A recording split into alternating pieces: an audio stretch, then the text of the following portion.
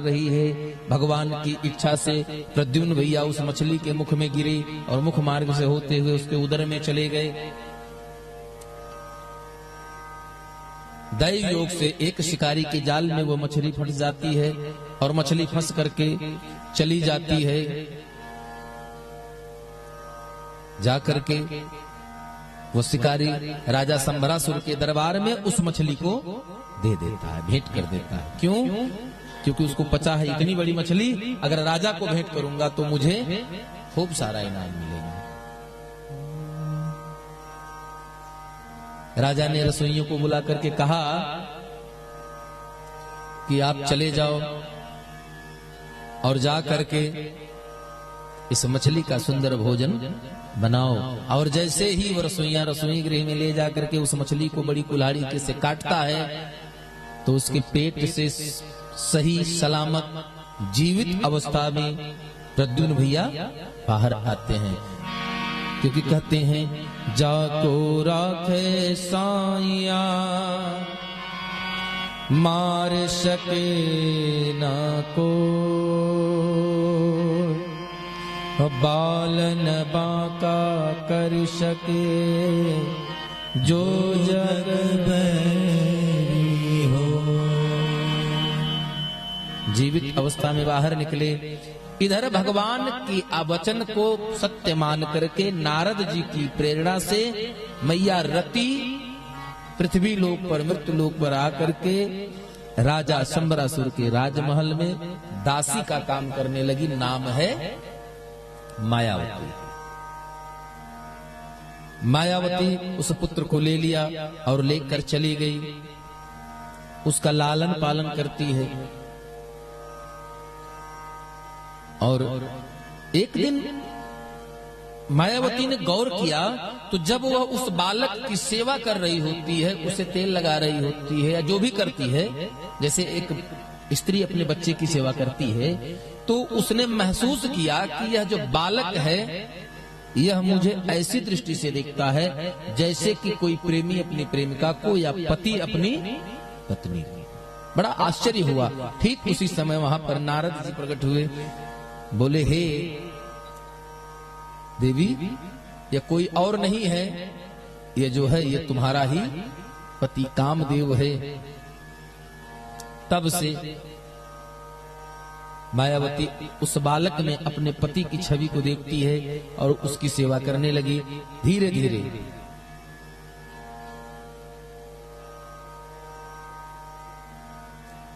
मायावती एक दिन प्रद्युम्न को लेकर के गगन मार्ग से आकाश में चली जाती है। वहां जाकर के वो उन्हें सुंदर समस्त मायावी विद्याओं का दान करती है। मायावी विद्या दे करके उनसे कहती है कि अब आप चलिए संबरासुर के महल में और चल करके उसे युद्ध के लिए प्रेरित करिए। आकर के उसके महल में प्रद्युम्न भैया ने ऐसा ही किया। और जब प्रद्युम्न भैया ने ऐसा किया तो उसे युद्ध करने के लिए ललकारा, युद्ध किया और प्रद्युम्न भैया क्या तो संबरासुर का वध हुआ। बोले वृंदावन बिहारी लाल की जय। राधे राधे जय जय श्री राधे। बारिश तो हुई लेकिन ठंडक तो नहीं लग रही है, इतनी नहीं लग रही ना। हाथ काहे नहीं निकाल रहे हैं? कुछ छिपाए तो नहीं है ना? हाँ, अरे दोनों हाथ उठाइए पूरा। भगवान ने पूरे पूरे हाथ दिए, कुछ कम थोड़ो किया है। बोले वृंदावन बिहारी लाल की। और कहिए भगवान से लगन तुमसे, लगन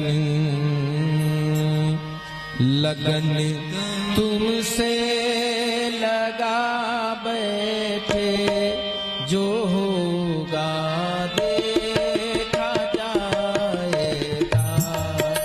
लगन तुमसे लगा बैठे, जो होगा देखा जाएगा।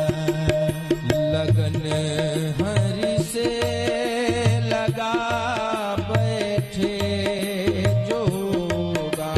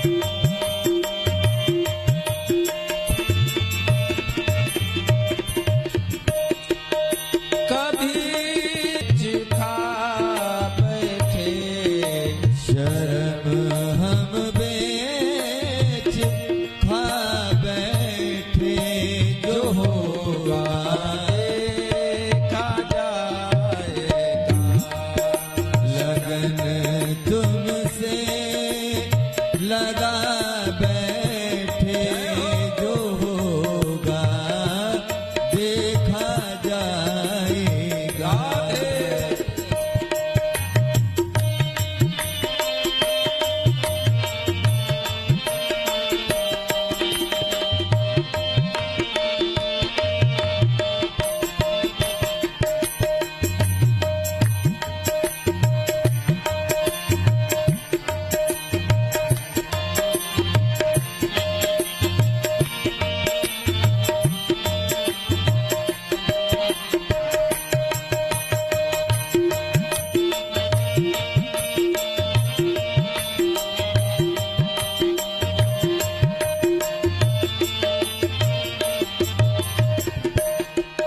कभी डर था कि ये दुनिया हमें बदनाम कर देगी।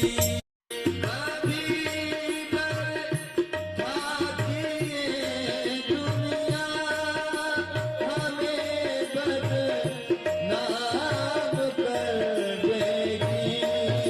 कभी डर था कि ये दुनिया हमें बदनाम कर देगी। कभी डर था कि ये दुनिया हमें बदनाम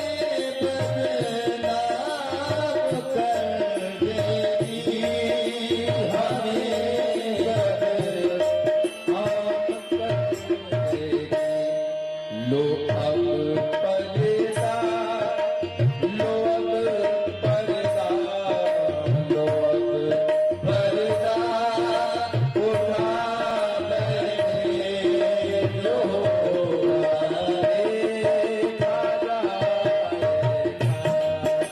लो अब तुमसे लगा बैठे जो होगा देखा जाएगा। तुमसे लगा बैठे जो होगा देखा जाएगा। तुमसे लगा बैठे जो होगा देखा जाएगा।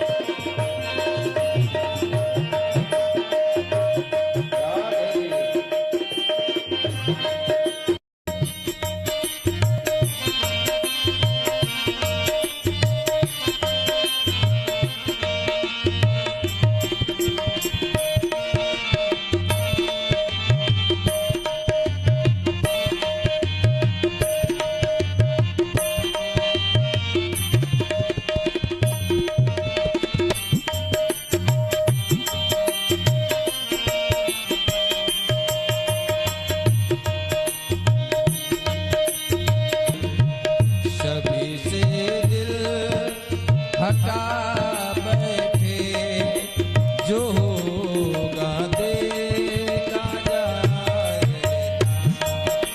सभी से दिल हटा बैठे जो होगा देखा जाएगा। तुम्हें अपना बना बैठे जो होगा देखा जाएगा।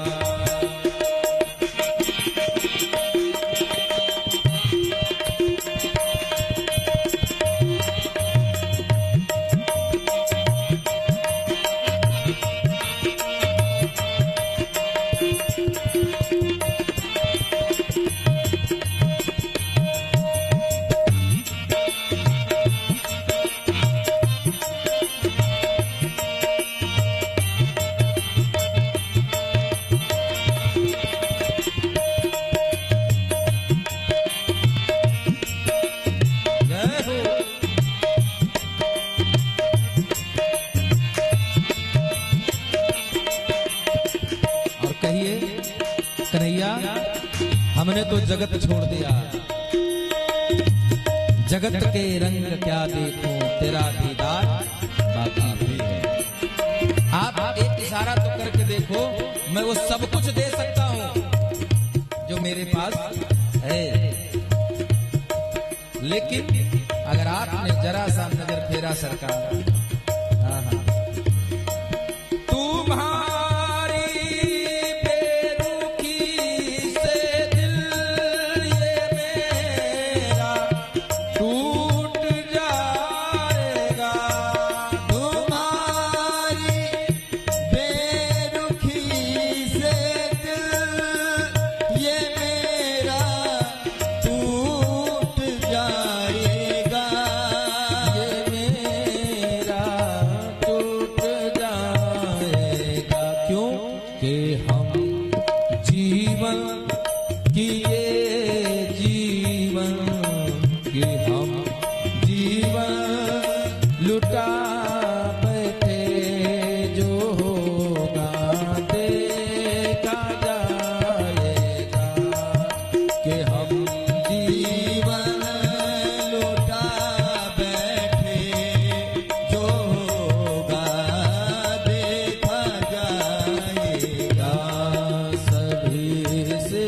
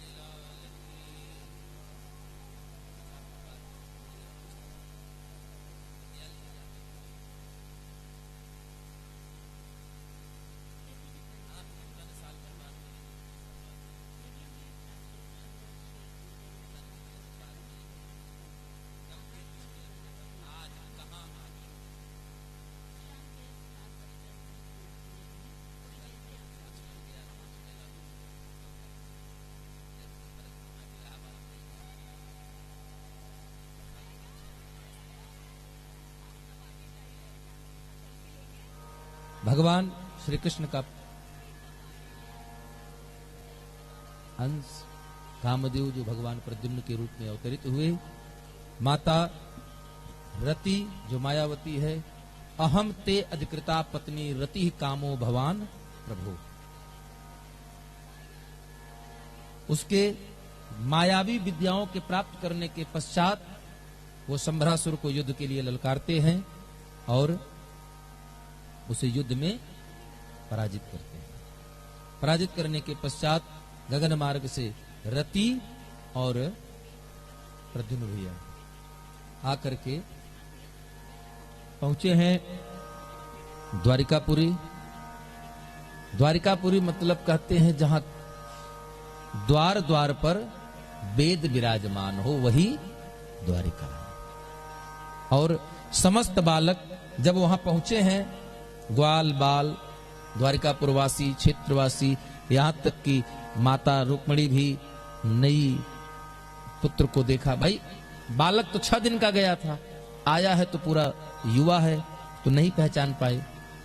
लेकिन सभी भक्तों को भगवान ने बताया, नारद ने बताया, सभी देवताओं ने बताया कि नहीं, ये कोई और ने नहीं, ये आपके ही पुत्र हैं, आपका बेटा और बहू है। बेटा बहू पा करके सब लोग हर्ष मनाते हैं।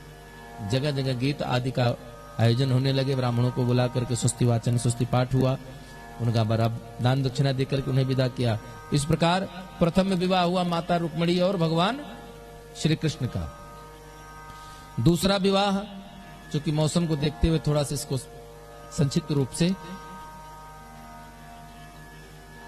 भगवान श्री कृष्ण का दूसरा विवाह हुआ सत्राजित की पुत्री है जिसका नाम है सत्यभामा। सत्राजित ने अपनी पुत्री का दान क्यों किया? क्योंकि उसने अपने भूल का, अपने दोष का प्रायश्चित करना था। परीक्षित पूछते हैं, हे गुरुदेव, सत्राजितः किम करोद ब्रह्मन् कृष्णस्य किल विषम शमन्तकः कुतस्तस्य कस्माद् दत्ता सुता हरे। क्यों अपनी पुत्री का दान कर दिया? तब सुखदेव जी कहते हैं, आसीत सत्राजितः सूर्यो भक्तस्य परमं सखा प्रीतस्तस्मै मणिं प्रदात् सूर्यतुष्ट शमन्तकम्। कहते हैं कि हे राजन, सत्राजित जो है वो सूर्य भगवान का उपासक है और उसकी उपासना से सूर्य भगवान इतना प्रसन्न हुए हैं कि वो उसे अपना मित्र मानते हैं। और जब मित्र मानते हैं तो एक दिन सूर्य भगवान ने एक सुंदर चमकदार एक मणि सत्राजित को उपहार स्वरूप भेंट किया। और कहते हैं कि सत्राजित उस मणि को एक दिन गले में पहन करके लॉकेट की तरह नगर घूमने निकला, लेकिन नगर में कोई उसको पहचान नहीं पा रहा है। इतनी चमकदार मणि है, उसके गले में पड़ी वो मणि इतनी चमक रही है कि लोग सोच रहे हैं कि यह भगवान तो नहीं है। नारायण नमस्तेस्तु शंख चक्र गदाधर दामोदरारविंदाक्ष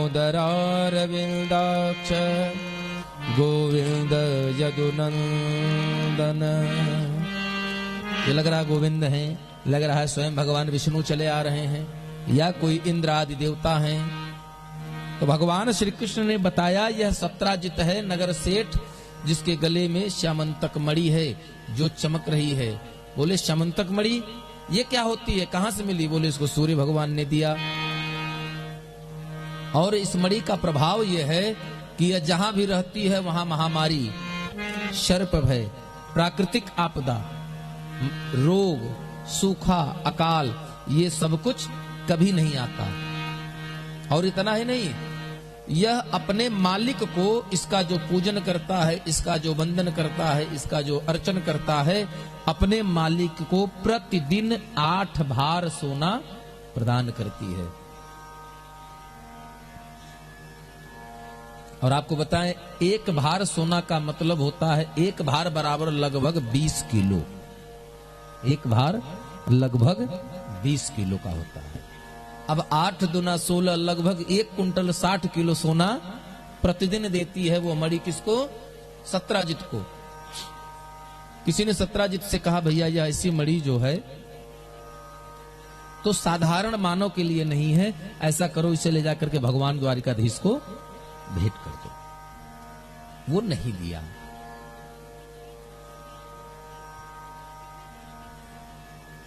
पूरे दरबार के मध्य से भगवान श्री कृष्ण का मजाक परिहास करके वो चला गया। संयोग से एक दिन उसका एक भाई है, नाम है प्रसेनजित, उस मणि को गले में डालकर जंगल के मार्ग से जा रहा है। वहां उसे एक शेर ने देखा और शेर ने उसको अपना भोजन बना लिया। जैसे ही अपना भोजन बनाया उतने में वहां से रीछ राज जा रहे हैं। कौन? बाबा जामवंत। जामवंत जी वहां गए, और जब जामवंत जी वहां गए तो उन्होंने उस चमकदार मणि को देखा। रीक्षराज को देखकर शेर भग गया। जामवंत बाबा ने उस मणि को उठाया। उनको क्या पता ये मणि है या पत्थल। उन्होंने सोचा बहुत चमकीला पत्थल है, हमारी गुफा में अंधेरा रहता है, अगर इस पत्थल को हम ले चलेंगे तो हमारी पुत्री जामवंती खुश होगी, इसके साथ खेलेगी और हमारे गुफा में प्रकाश रहेगा। ऐसा सोच करके जामवंत जी उस मणि को लेकर चले गए। इधर नगर में बात फैला दिया इसने, किसने? सत्राजित ने, कि ये मणि चुरा लिया है कि इन्होंने, भगवान श्री कृष्ण ने, और मेरे भाई का हत्या भी कर दिया। इस कलंक को धोने के लिए इसीलिए रामचरितमानस में लिखा है, तजमु चौथ की चंद के नाम। चौथ का चांद नहीं देखते हैं ना लोग, इसीलिए, क्योंकि वो कलंकित होता है, श्राप लग, उसको कलंक लग जाता है देखने वाले को। और भगवान इस कलंक को निकालने के लिए अपना रथ सजाए चले गए। जंगल में गए, जंगल में जाकर उन्होंने देखा तो एक जगह प्रसेनजीत का शव मिला। शव के आगे 4 कदमों के निशान और मिले। थोड़ी दूर गए तो वहां शेर का भी मृत शरीर पड़ा। फिर आगे 2 ही कदम चलते दिखे और कौन मिला? वह गुफा पे जाकर खत्म हुई। जब गुफा में पहुंचे तो बड़ा प्रकाश दिखा, भगवान कृष्ण अंदर प्रविष्ट हुए। एक छोटी बालिका उस पत्थर से खेल रही है। भगवान ने देखा और पहचान लिया कि यही समंतक मणि है। और तब भगवान ने उस मणि को उठा लिया। जैसे ही मणि लिया वैसे जामवंती जोर जोर से रोने लगी और अंदर से महाबली जामवंत जी बाहर निकले दहाड़ते हुए। कौन है? भगवान को देखा। दोनों लोगों में बड़ा भयंकर युद्ध हुआ है। कितने दिन युद्ध चला है? मल्ल युद्ध चला है पूरे 28 दिन। पूरा 28 दिन युद्ध चला। और 28वें दिन जब भगवान का एक एक मुष्टिका का प्रहार होता तो जामवंत जी की एक एक हड्डी की गांठ खुलने लगी। और जब अंत में हाथ जोड़ लिया और कहते हैं, जाने त्वाम सर्वभूतानां प्राणवोजः सहो बलम विष्णुं पुराण पुरुषं प्रभविष्णुं मधेश्वरम। कहते प्रभु अब तक तो मैंने नहीं पहचाना था, लेकिन अब मैं पहचान गया हूं कि आप कौन हैं। अरे अब क्या मेरा जान ही लेकर छोड़ेंगे प्रभु? मैं जान गया हूं कि चरोचर की सृष्टि के रक्षक पालक संहारक सब आप ही हैं। करई करावई भंजय सोई सब आप हो, मुझे पता हो गया। सरकार अब तो प्राण छोड़ो।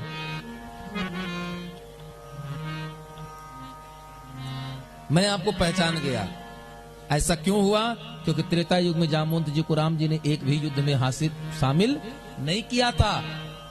जामवंत जी जब कहते कि मैं जाऊं तो राम जी कहते नहीं काका, आप बड़े बुजुर्ग हैं। बड़े बुजुर्ग मार्ग दर्शन करते हैं, मार्ग पर चलते नहीं, सिर्फ अपने छोटों को मार्ग दिखलाते हैं। बेटा वहां से जाना है। जामवंत जी ने युद्ध नहीं लड़ा। और उस समय की जो उनकी बाहुबल की, जो कहते हैं ना कि हाथ में कितना पौरुष है पता नहीं, तो कहे हमको तो कभी युद्ध लड़ने नहीं दिया। लोग झूठ मूठ का मेरा नाम महाबली रखे हैं। अगर कोई पूछ लिया मैं क्या बताऊंगा कि हमने इस राक्षस को मारा, तो कहीं घबराइए नहीं। अब की बार तो हम मर्यादा में बंधे हैं, अगली बार आएंगे तो ये आपको तमन्ना पूरी कर देंगे। और भगवान के 3 प्रमुख अवतार का एक जीवन में दर्शन करने वाले एकमात्र है, वो है जामवंत जी महाराज। कौन कौन सा अवतार? भगवान वामन, भगवान राम और भगवान कृष्ण। बोले राधे। हाँ, इस प्रकार जामवंत जी जब हार गए तो उन्होंने वह मणि उपहार स्वरूप भेंट किया, साथ में अपनी पुत्री जामवंती को भी सौंप दिया। कहा प्रभु इसको आप स्वीकार कर लीजिए। और भगवान ने उसे ग्रहण किया। आए मणि लाए, मणि ला करके सत्राजित को दिया। सत्राजित अपनी भूल का पश्चाताप करता है और पश्चाताप करने के कारण वो अपनी पुत्री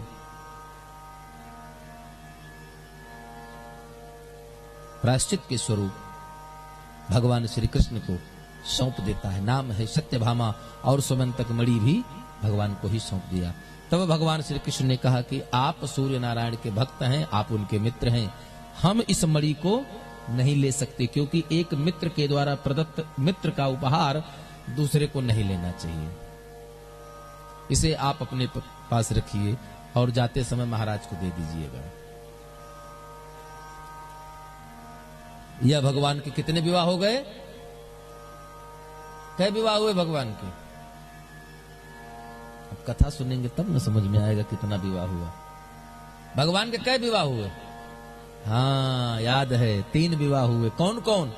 एक रुक्मणी, दूसरी जामवंती और तीसरी सत्यभामा। आइए अब चौथे विवाह की तरफ चलते हैं। एकदा पांडवान द्रष्टुम प्रतीतान पुरुषोत्तमः इंद्रप्रस्थं गतः श्रीमान युयुधान आदिर्वृतः।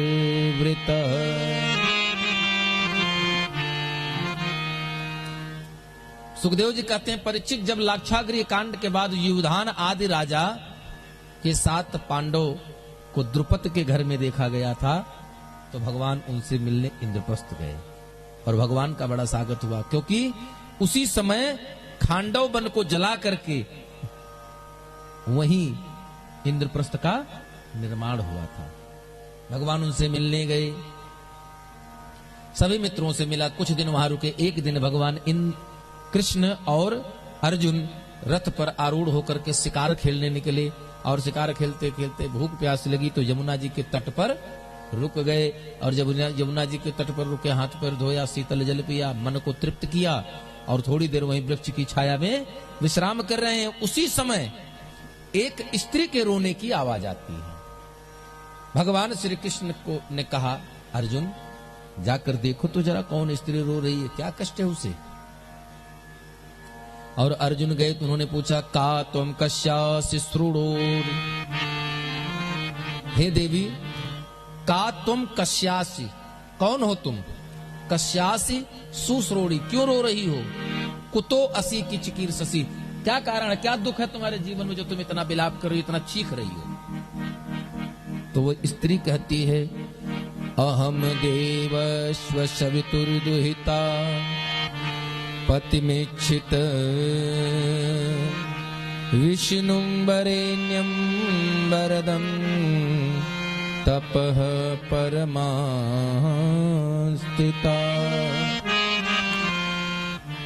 हे भद्रपुरुष, अहम देवस्व सवितुर्दुहिता, मैं भगवान सूर्य नारायण की पुत्री हूं।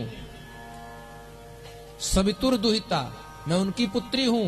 तपस्या कर रही थी, किस लिए? पति मिच्छति, पति की कामना से। तो किसको पति की कामना से वरदान तपस्या कर रही हो? विष्णुम वरेण्यम, मैं विष्णु को अपना पति के रूप में वर्ण करना चाहती हूं। और तपः परम मा स्थितः, मैं इसलिए यहां पर स्थित हूं।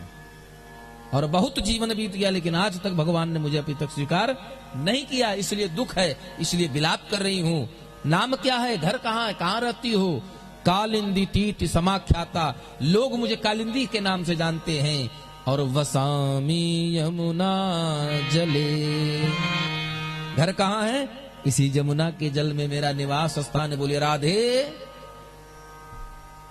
अर्जुन आए, आकर के भगवान से कहा, प्रभु एक स्त्री है जो आपको पति रूप में पाना चाहती है। अरे 3 विवाह किए हैं, एक ठो और सही। भक्त की इच्छा की पूर्ति के लिए भगवान ने चौथा विवाह कर लिया। किससे? कालिंदी से। भगवान श्री कृष्ण की 8 पटरानियां है ना, 16,100 तो पत्नी हैं, लेकिन 8 जो है वो पटरानी है। भैष्मी जाम्बवती भामा सत्या भद्रा च लक्ष्मणा कालिंदी मित्रवृंदा चेत्यष्टो पट्ट महास्त्रिया। ये 8 पटरानी हैं, भैष्मी, जामवंती, भामा, सत्या, भद्रा, लक्ष्मणा, कालिंदी और मित्रवृंदा। भगवान के कितने विवाह हो गए हैं अब?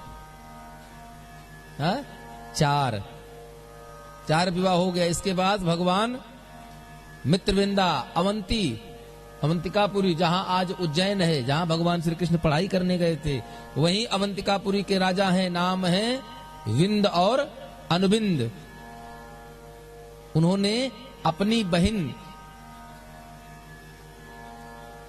का विवाह, जिसका नाम है मित्रविंदा। भगवान श्री कृष्ण को मित्रविंदा पति रूप में वर्ण करना चाहती है, लेकिन दोनों भाई विरुद्ध हैं। लेकिन जब भगवान को उसकी इच्छा का पता लगा तो भगवान ने बीच स्वयंवर से ही मैया मित्रविंदा का हरण करके लेकर चले गए और जाकर के सुंदर विवाह किया। यहां भी दोषी भगवान नहीं है, यहां मित्रविंदा मैया की इच्छा की पूर्ति है। इसके पश्चात 6ठा विवाह किया रानी सत्या के साथ। कौशल देश, जहां की आज छत्तीसगढ़ हम लोग जानते हैं, छत्तीसगढ़ के राजा हैं, नाम है नग्नजित। नग्नजित के दरबार में उनके राज्य में 7 बैल हैं जो बहुत खूंखार और बहुत ही उदंड हैं, बिगड़ैल हैं एकदम। स्वयंवर रखा गया तो उन्होंने शर्त ही रख दिया नग्नजित ने कि जो वीर पुरुष एक रस्सी में इन 7 बैलों को नाथ देगा, उसी के साथ मैं अपनी पुत्री का विवाह कर दूंगा। बड़े बड़े देश के राजा आए, लेकिन कोई नहीं कर पाया। उसी समय भगवान श्री कृष्ण उस सभा में पहुंचे और देखते ही देखते 7 बैलों को एक साथ नथ कर अपने बस में कर लिया। यह देख नग्नजित ने अपनी पुत्री सत्या का विवाह भगवान श्री कृष्ण के साथ कर दिया। 7वां विवाह भद्रा, कैकेय देश में उत्पन्न, जहां की आज कश्मीर है। कैकेय देश में उत्पन्न एक राजा है, नाम है धृष्टकेतु। धृष्टकेतु की पुत्री, उसका नाम यानी भगवान की बुआ। धृष्टकेतु की पुत्री यानी भगवान की बुआ। श्रुतकीर्ति है उनकी बुआ और श्रुतकीर्ति की पुत्री है भद्रा। भद्रा का एक भाई है जिसका नाम है संत दर्शन। संत दर्शन ने भद्रा की इच्छा को भांप करके स्वयं भगवान श्री कृष्ण के हाथ में कन्या दान कर दिया महाराज।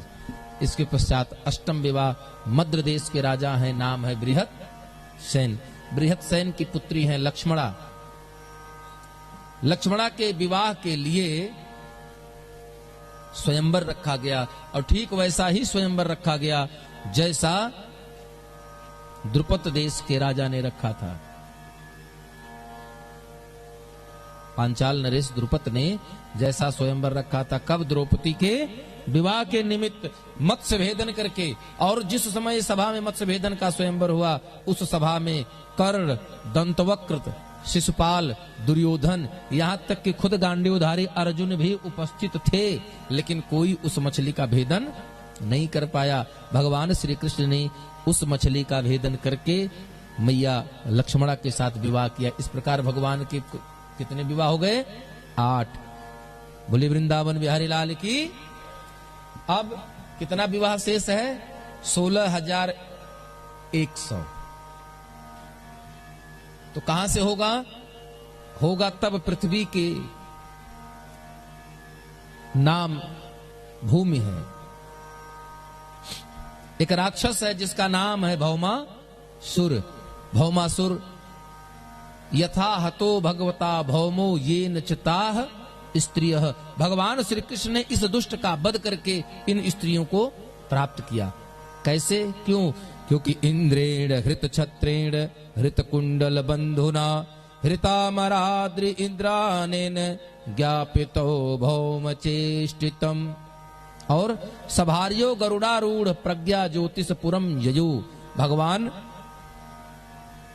सत्यभामा को लेकर के गरुड़ पर सवार होकर उसके नगर को गए। क्यों? क्योंकि इंद्र, वरुण आदि सभी लोग आकर भगवान से प्रार्थना करते हैं, कहते प्रभु हमें भौमासुर के अत्याचार से बताइए, क्या है, क्या अत्याचार कर रहा है? बोले प्रभु उसने इंद्र का छत्र हर लिया है, देव माता अदिति के कानों का कुंडल हथ लिया है,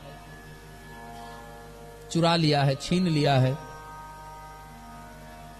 और भगवान यही सत्यभामा मैया के साथ गए और जाकर के उसको वध किया।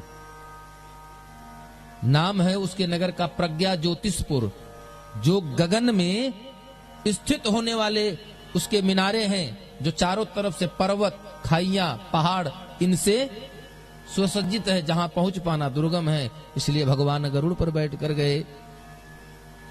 अच्छा, भौमासुर ने यह सोच करके 16,100 कन्याओं को एकत्र करना चाहा कि जैसे ही 16,100 हो जाएंगे मैं इनसे एक साथ विवाह करूंगा।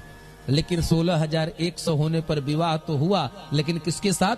मृत्यु की देवी के साथ। भगवान आए, उद्धार कर दिया।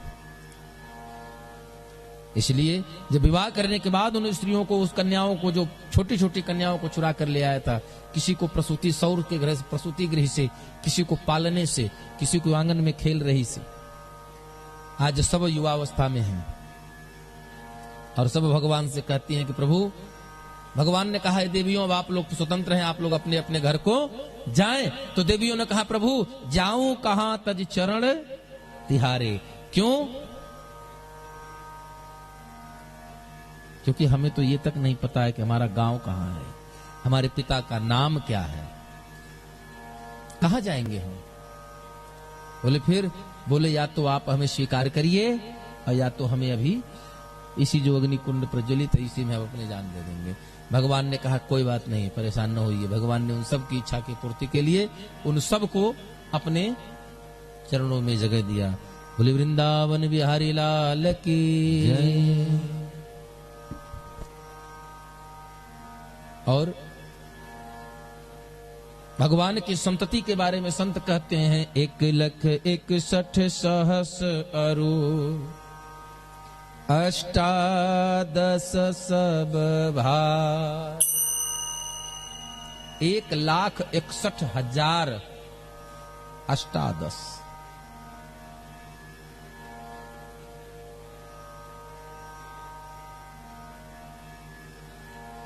अस्सी।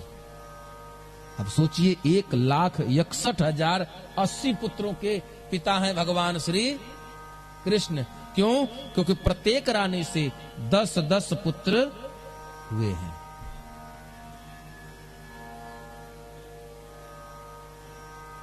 भगवान इतना जीवन का लीला किए हैं। इधर भगवान अपने जीवन में तमाम लीलाओं को करते रहे। एक बहुत छोटा सा उपाख्यान आता है बीच में कि भगवान श्री कृष्ण ने दुर्योधन की पुत्री से भी रिश्ता जोड़ा है। किसका? अपने पुत्र का। किसके साथ? भगवान श्री कृष्ण की एक पत्नी है जिनका नाम है जामवंती, और जामवंती के गर्भ से जन्म लिया है सांब ने। सांब का विवाह भगवान श्री द्वारिकाधीश ने कराया। किससे? दुर्योधन की पुत्री से। नाम है लक्ष्मणा। क्यों? क्योंकि लक्ष्मणा भगवान कृष्ण के पुत्र सांब से प्रेम करती है। सांब जब उसको लेने गए तो इन लोगों ने उसको बंदी बना लिया। भगवान श्री कृष्ण उनको मनाने गए, तब दुर्योधन ने युद्ध करने की धमकी दी, और जब युद्ध करने की धमकी दी तो बाहर खड़े थे बलराम भैया। उन्होंने अपने हल का फल जो है उसका जो नुकीला भाग उसको जमीन पे रखा। कहां? यमुना जी की तरफ। और कहा आज ही इस हस्तिनापुर को डुबा दूंगा इसी जमुना में बहा दूंगा इसको। न रहेगी हस्तिनापुर, न रहेगा दुर्योधन। लेकिन भगवान के समझाने पर छोड़ दिया गया। इसके पश्चात एक बार नारद जी को भ्रम हो गया। क्या भ्रम हो गया? सुखदेव जी कहते हैं, राजन चित्रम बतये तदेकेन बपुसा युगपथ पृथक गृहे सुदृष्ट सहस्त्रं स्त्रिय एक उदाबहत। हाँ, नारद जी ने सोचा कि संसार में एक पत्नी वाले को हम देखते हैं तो बेचारा परेशान रहता है। एक पत्नी वाला जो होता है वो परेशान है, वो पीड़ित है, दिन भर गृहस्थी में भाग दौड़ में है, तमाम काम है उसके पास। भगवान जी ने तो 16,108 विवाह किया, इतनी पत्नी है, तो भगवान की दिनचर्या कैसे चल रही होगी? एक पत्नी वाला बेचारा सवेरे 5 बजे बिस्तर छोड़ देता तो रात को 10 बजे तक भागता है। तो इतनी पत्नी वाला तो हमें लगता है घर में रुकता ही नहीं होगा। चलो चल कर देखते हैं। और भगवान चले आए। कैसे आए? एक बार करतल कर बीना, एक बार करतल कर बीना, एक बार करतल कर बीना, एक बार करतल कर बीना, गावत हरि गुण गान प्रवीणा, गावत हरि गुण गान प्रवीणा। और नारद जी क्या गाते हैं? कैसे गाते हैं? श्रीमन नारायण नारायण श्रीमन नारायण नारायण नारायण श्रीमन नारायण नारायण नारायण श्रीमन नारायण नारायण नारायण भाव से श्रीमन नारायण नारायण श्रीमन नारायण नारायण नारायण बद्री नारायण नारायण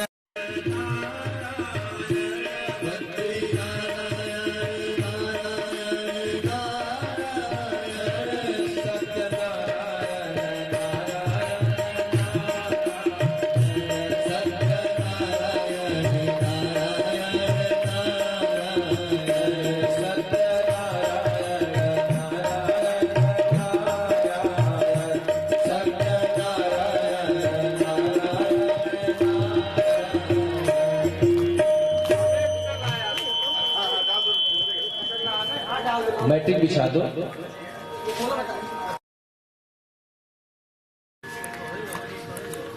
और नारद जी आए। नारद जी जब वहां पहुंचे तो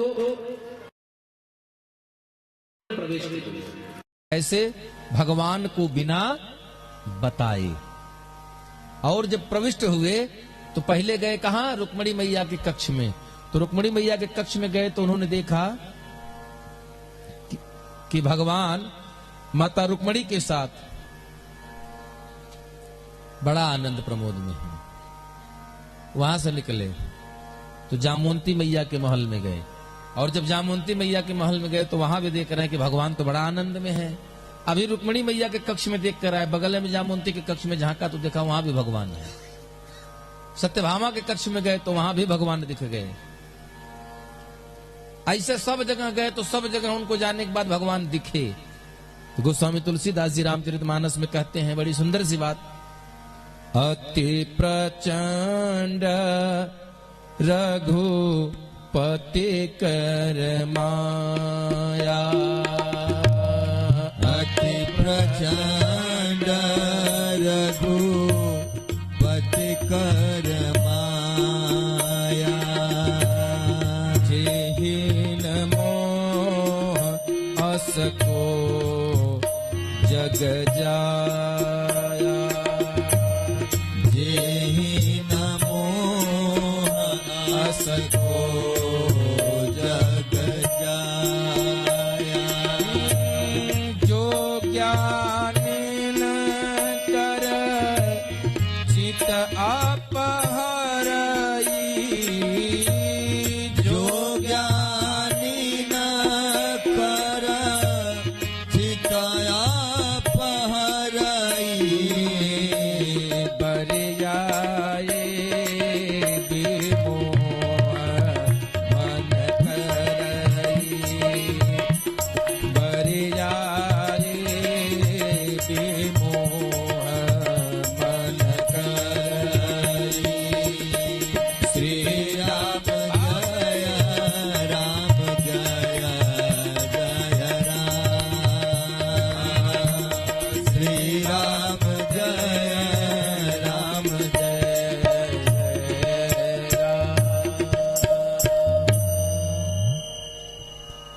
अति प्रचंड रघुपति कै माया।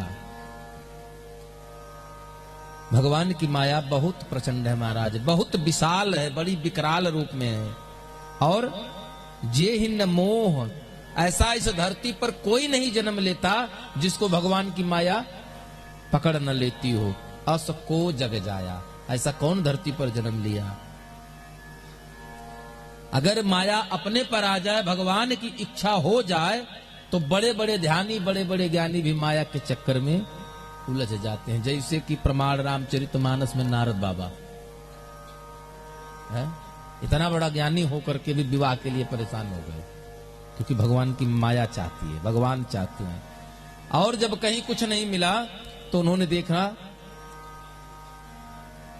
भगवान कृष्ण के पास गए और बोले, प्रभु आप मुझे ऐसा वरदान दीजिए, आज मैंने समझ लिया कि आप माया के पति हैं, बिना आपकी इच्छा के इस धरती पर माया का भी विचरण नहीं हो सकता है। क्योंकि गोस्वामी तुलसीदास कहते हैं, सब ये न चावत राम गोसाई और नाचये नर मरकट की ना। बांदर की तरह नाचता है इंसान, कब? जब भगवान नचाते हैं तब।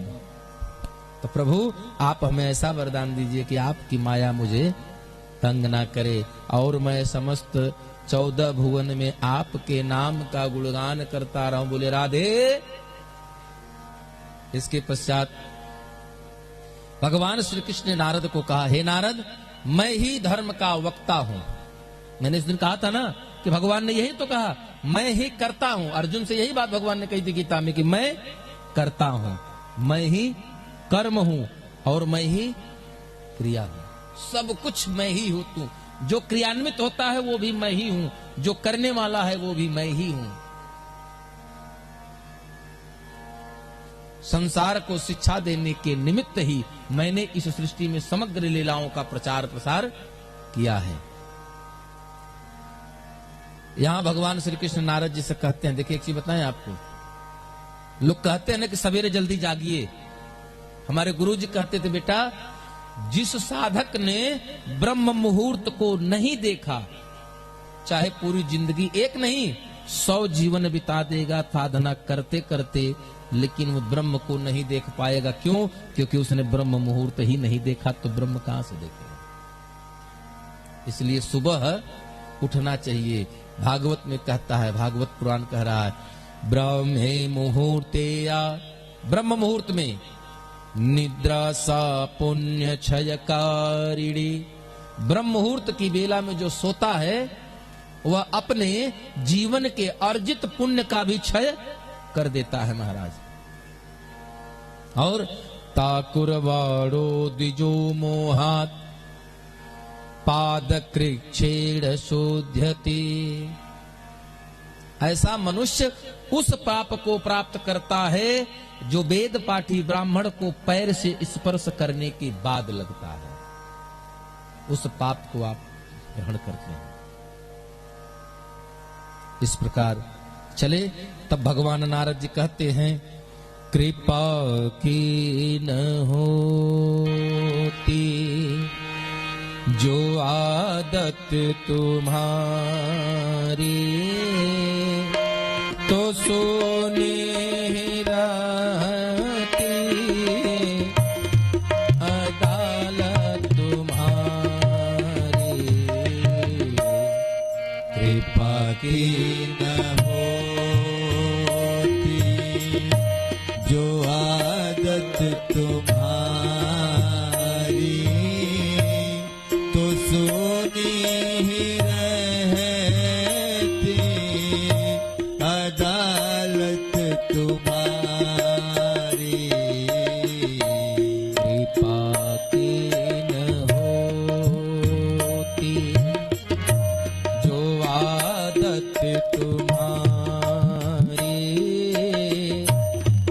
तो सोने ही रहती अदालत तुम्हारी। कृपा की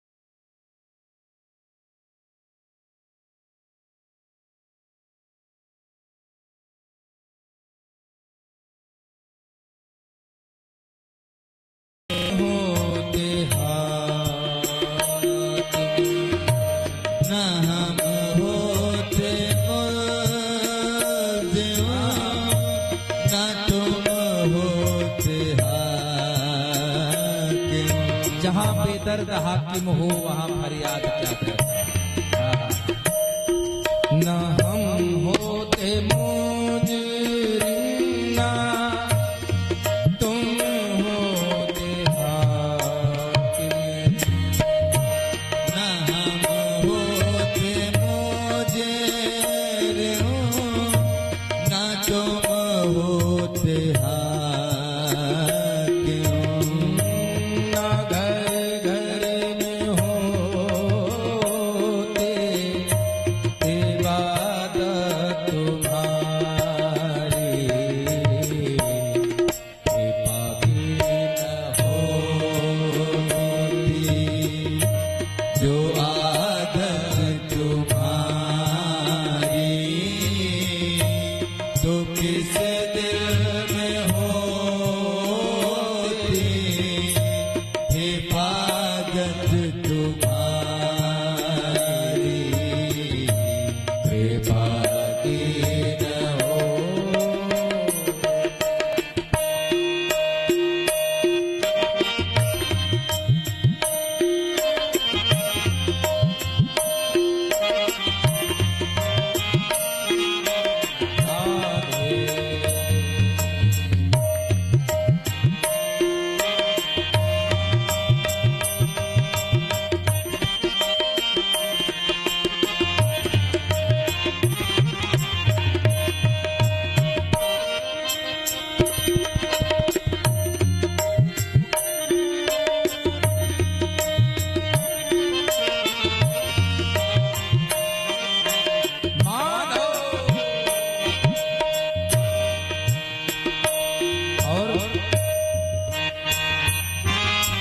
पूज्यपाद बिंदु जी महाराज कहते हैं, हाँ हाँ,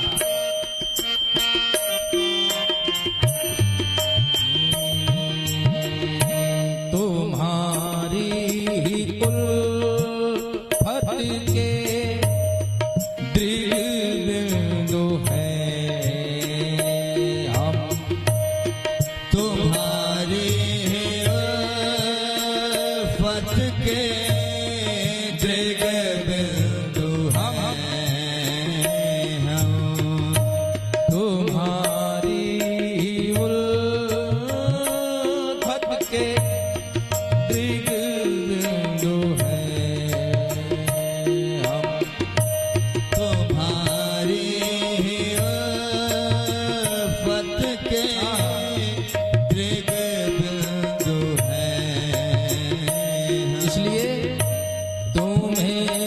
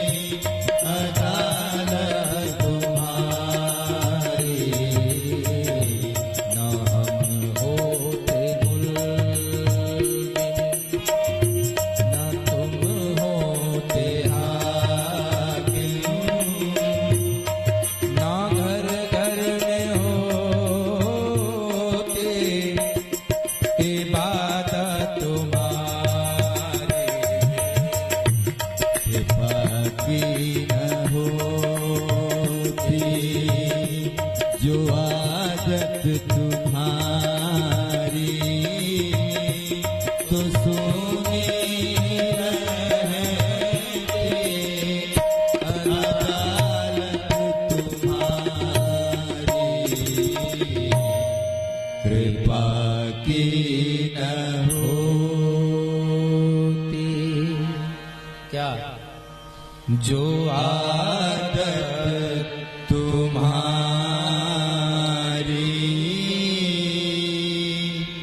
तो सुनी रहती अदालत तुम्हारी, कृपा की न होती। बोले वृंदावन बिहारी लाल की जय। नारद बाबा बड़ा प्रसन्न हुए, भगवान का वरदान मिला। ठीक है, शिक्षा मिली क्या? कि ब्रह्म मुहूर्त में जगिए, ब्रह्म की सेवा करिए, उपासना करिए, तब ब्रह्म का दर्शन आपको मिलेगा। निष्कर्ष, जिसने ब्रह्म को मुहूर्त को नहीं देखा वो जीवन पर्यंत लाख साधना करे लेकिन ब्रह्म को नहीं पाएगा, दर्शन नहीं पाएगा। ऐसा हमारे पूज्यपाद प्रातः स्मरणीय गुरुदेव भगवान का वचन है। इसके पश्चात भगवान के जीवन में बड़ी लीला किया है महाराज। सुखदेव जी कहते हैं कि परीक्षित, भगवान तो द्वापर के इस अवतार का नाम ही भगवान का है लीला पुरुषोत्तम। अगर ये मुस्कुरा भी दिए हैं तो वहां एक नई लीला कोई न कोई छिपी हुई है महाराज। हमारे ठाकुर जी जो है ना, ये 8 जगह से टेढ़े हैं। कितना? 8 जगह से। हम लोग 1-2 जगह से टेढ़े हो जाते हैं तो समझते हैं कि बस अब हम ही हम हैं, बाकी कोई है नहीं हमारे आगे पीछे। लेकिन सोचिए, आदमी कहता ना भैया बड़ा टेढ़ा आदमी इसके पास न लगी, लेकिन टेढ़े हैं। लेकिन जो इनके पास आया भगवान ने उसको बिल्कुल सीधा बनाया। कहें भैया हम ही को रहने तो टेढ़ा, हम सब ठीक है, हमारे पास टेढ़ा हमको शोभा दे रहा है, आपको शोभा नहीं देगा। एक बड़ा सुंदर सा दृष्टांत है। एक बार एक बाबा जी अपने डब्बे में लेकर के, हम लोग कहीं पूजा करने, वहां हमने अपना झोला जब खोला बैग, तो उसमें से हमारे बैग में जब खोला तो बैग में से ठाकुर जी बाहर निकले। तो जजमान ने कहा, का महाराज जी खाली भोग लगाने के टाइम, पूजे के टाइम ठाकुर जी डब्बा से बाहर आते हैं का? अरे पंडित जी लोग अगर दक्षिणा की बात नहीं हो तो ठाकुर बाबा डब्बुओं में बंद रहे। हमने कहा भैया बात तो आपकी सही है कि अगर जरूरत ना हो तो ये भी सफर में बंदे रहते हैं झोला में, लेकिन यह भी इन्हीं का स्वभाव है और ब्राह्मण का प्रभाव है कि ब्राह्मण के हाथ के डब्बे में ये बंद रहते हैं 24 घंटा बिना शिकायत। एक बात और बताएं आपको, हम लोग अगर जी खा रहे हैं, ये ब्राह्मण के बालक अगर जीवित हैं, भोजन की व्यवस्था है, बिना किसी नौकरी के, बिना किसी चाकरी के, बिना किसी व्यापार के, तो ये हमारे शालिग्राम भगवान की कृपा है, हमारे ठाकुर जी की कृपा है। यह प्रमाणिक है कि जिस ब्राह्मण के घर में अगर अकाल की नौबत हो, भूखों मरने की नौबत हो, उस घर में एक शालिग्राम भगवान को दे दीजिए, कहिए इसकी सेवा शुरू कर दो, कल से सेवा शुरू करेगा तो कल ही से उसके यहाँ भोजन की व्यवस्था प्रारंभ हो जाएगी। बोले राधे, ये भगवान की कृपा है, क्योंकि यही तो भगवान ने कहा था, अनन्यांस चिंतयन्तो माम ये जनाः पर्युपासते तेषां नित्याभियुक्तानां योगक्षेमं वहाम्यहम्। ये भगवान के अपने वचन हैं कि हे अर्जुन, अनन्यांस चिंतयन्तो माम, जो भक्त अनन्य भाव से मेरी चिंतन करता हो, चिंता नहीं करनी है, क्या करना है?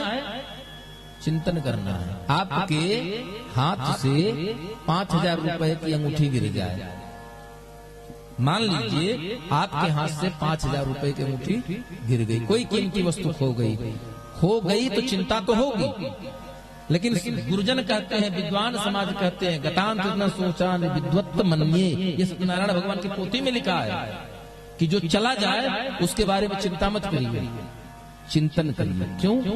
गया क्या हो तो गया ही। अगर कोई चीज आपका नुकसान हो जाए, खो जाए, तो वो तो नुकसान हुआ, ये भी सत्य हुआ, लेकिन सोचना यह है कि वो मेरा 10 रुपए का नुकसान हुआ तो क्यों? चिंतन इसका था। और जब आप उसका चिंतन करेंगे तो आपके अपने कर्म का चिंतन होगा, और जब कर्म का चिंतन होगा तो आप स्वतः में जान जाएंगे क्या कर्म है, क्या विकर्म है और क्या सुकर्म है। कर्मा कर्म विकर्म, ये मैं नहीं कह रहा हूं, ये शास्त्र कहता है। कर्मा कर्म विकर्म लो वेद बानी न लौकिक। ये मैं नहीं कह रहा हूं, ये लौकिक वाणी नहीं है, ये वेद वाणी है। वेद कहता है कि कर्म तीन है, कर्मा कर्म विकर्म। कर्म एक हम गृहस्थ हैं, कमाएं लाएं, अपने पत्नी को खिलाएं, बच्चों को खिलाएं, खुद खाएं, बस ये तो मेरा कर्म है। सुकर्म, हम कमाएं लाएं, अपने बच्चों को खिलाएं, जरूरतमंद को खिलाएं, संत महात्मा को खिलाएं, सत्कर्म में लगाएं, यह सुकर्म। और विकर्म, हम कमाएं लाएं, बच्चों को खिलाएं, बाकी जो बच्चे शाम को ठेके पर चले जाएं।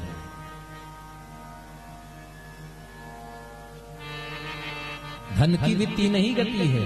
हमने बताया था कि भगवान का तीन स्वरूप, सत्य, चित और आनंद। हमारे जीवन में दुख कितने, दैहिक, दैविक और भौतिक, तीन। हमारा जीवन जिसकी छत्र छाया में बीतता है वो है अभाव, प्रभाव और स्वभाव। तो हमारे कर्म भी तीन ही हैं, कर्म, विकर्म और सुकर्म। हम जो धन कमाते हैं उसकी भी तीन ही गति है, उपयोग, सदुपयोग और दुरुपयोग।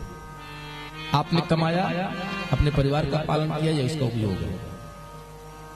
कमाया, परिवार की जिम्मेदारियों के साथ आपने सत्कर्म किया, यज्ञ करवाया, धन गरीबों में दान किया, गरीब बच्चों की शादी कराई, ये उसका सदुपयोग है। और दुरुपयोग तो बुजुर्ग कहते ही हैं, का सपूत तो धन संख्य, और जो का कपूत फिर का धन संचय। आपके आगे सब मटिया मेट कर देगा। धन की भी तीन ही गति है। इसके पश्चात देखिए, जीवन में भगवान यही तो करके दिखाया। भगवान ने भिक्षाटन भी किया है गुरु संदीपनी के आश्रम में जाने के बाद। यह मानव जीवन का धर्म दिखाया भगवान ने कि वो भगवान हैं, राजा के पुत्र हैं, लेकिन विद्यार्थी बनकर गए तो वहां सिर्फ बटुक हैं, न कि उग्रसेन के नाती या वसुदेव के पुत्र। वहां क्या है, गुरु संदीपनी के शिष्य हैं। और जैसा एक विद्यार्थी का जीवन होता है वैसे जीवन जिया महाराज। तो परीक्षित जी कहते हैं, प्रभु भगवान का एक नाम हम बहुत सुनते हैं, क्या? करुणा निधान, दीन दयाल, भक्त वत्सल। तो कोनो करुणा निधान वाला काम भी किए हैं? किसी दीनहीन पर कृपा किया है कि बस झूठ मूठ नाम है? काक चेष्टा बको ध्यानम स्वान निद्रा तथैव च। हाँ, अल्पाहारी गृहत्यागी विद्यार्थी पंच लक्षण। हाँ, यही 5 लक्षण है विद्यार्थी के, आज के विद्यार्थियों का। अब जाने दीजिए।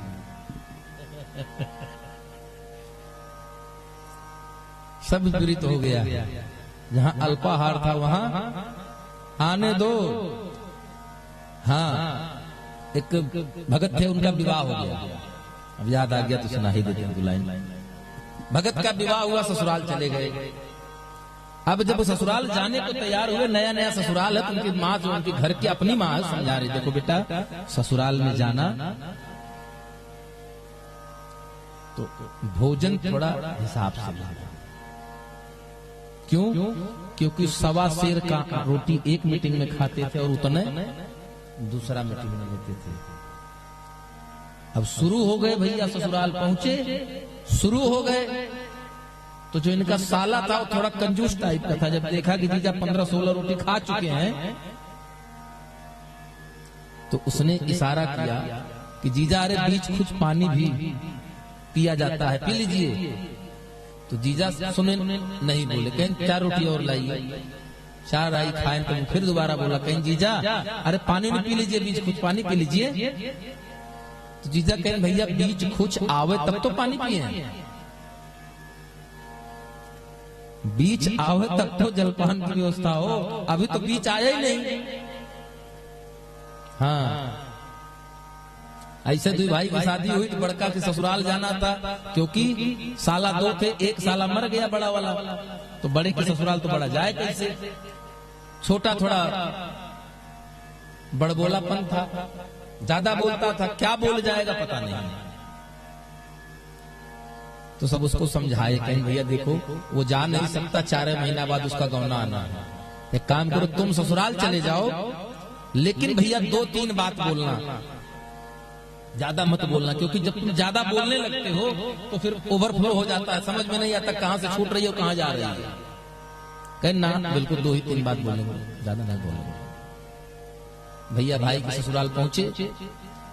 भाई जब कोई सगा रिश्तेदार किसी के यहाँ गम में जाता है तो उसको देखने के बाद कहीं न कहीं आदमी का मन फिर से विचलित हो जाता है।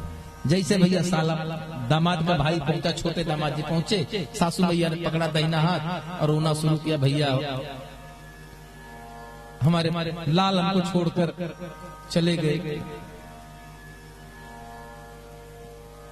पहले चुप है, देखा कि और माताएं भाई बोल बोल कर रोती हैं, रोती रहे तो भैया माता जी के हाथ को पकड़ा, हाथ में लिया, कहा माता जी जाने दीजिए, मर गया अच्छा हुआ, झंझट खत्म हुई।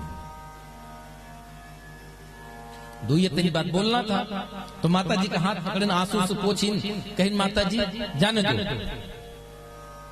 मर गया अच्छा हुआ। 3 बात बोलनी थी, 3 बात बोले। अब उनको कौन पानी पूछे, बेचारे थोड़ी देर बैठे रहे, उसके बाद चले गए अपने घर। 3 महीना बाद गौना लेने बड़े साहब पहुंचे, और जब बड़े साहब पहुंचे तो बड़े सगे दामाद को देखा तो ममता फिर से जाग गई, और जब ममता फिर से जागी तो बड़े दामाद का की पैर पकड़ के रोने लगे, तो पैर धोया था।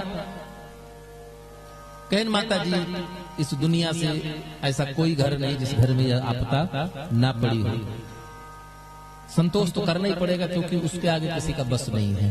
तो उस मैया ने कहा भैया बाबू हमको हमारा बाबू चला गया, उसका दुख उतना नहीं है, वो तो भूल गए हमको आपको देख करके आपके भैया वाली बतिया याद है, कहीं गाय अम्मा मरियन बड़ा अच्छा बहुत झंझट खत्म गया। तो बड़े दामाद कहें हम जानते थे, हम जानत रहे अगर यही है तो कुछ न कुछ गड़बड़ हुआ करी है जरूर। बहुत समझाई भेजा रहा मूर्ख आदमी के, अच्छा अम्मा जाए दो, अब की तुम्हारा छोटका मरी तो हम खुद आओ।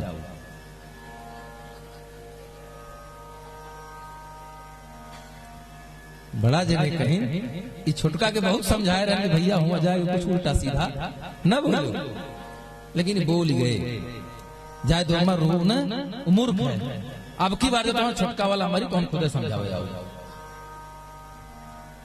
माता जी अपन माथ पीटी, कहीं जा गौरा भल तुमका घर भर मिला है, कैसे जीवन पार हुई।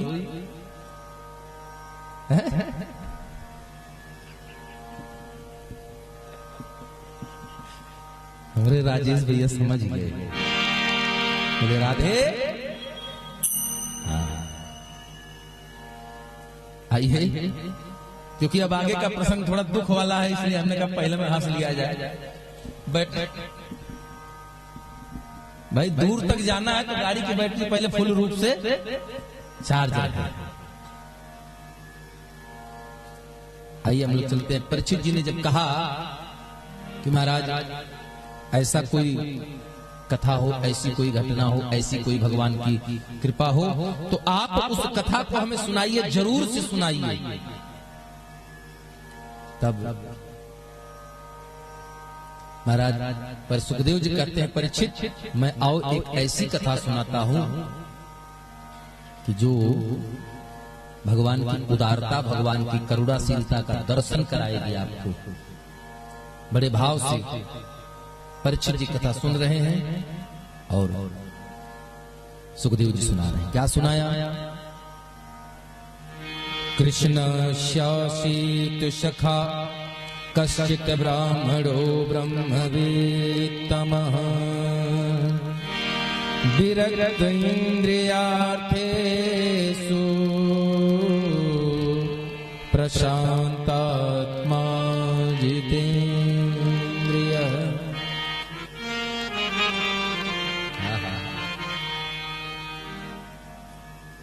विप्र सुदामा बसत हैं सदा आपनो धाम, अभिक्षा करि भोजन करें रटए हरे को नाम। और कृष्णाशीत भगवान श्री कृष्ण के एक मित्र थे जिनका नाम है सुदामा। और सुदामा जी की एक पत्नी है, नाम है सुशीला। जथा नामनी तथा। विद्वान कहते हैं सुशीला मैया के तन पर मात्र वो एक साड़ी बची है जो उनके पास इकलौती है। लेकिन एक दिन भगवान ने सोचा कि मेरा एक मित्र है, एक भक्त है जो बड़ा दुख में जीवन व्यतीत कर रहा है। क्यों? क्योंकि सुशीला मैया के घर में क्या स्थिति है। भगवान एक दिन साधु का रूप बनाकर पहुंचे हैं और सुशीला मैया के दरवाजे पर आकर कहा, भिक्षां देहि भिक्षां देहि। सुशीला मैया धीरे से दरवाजा खोले बाहर आई।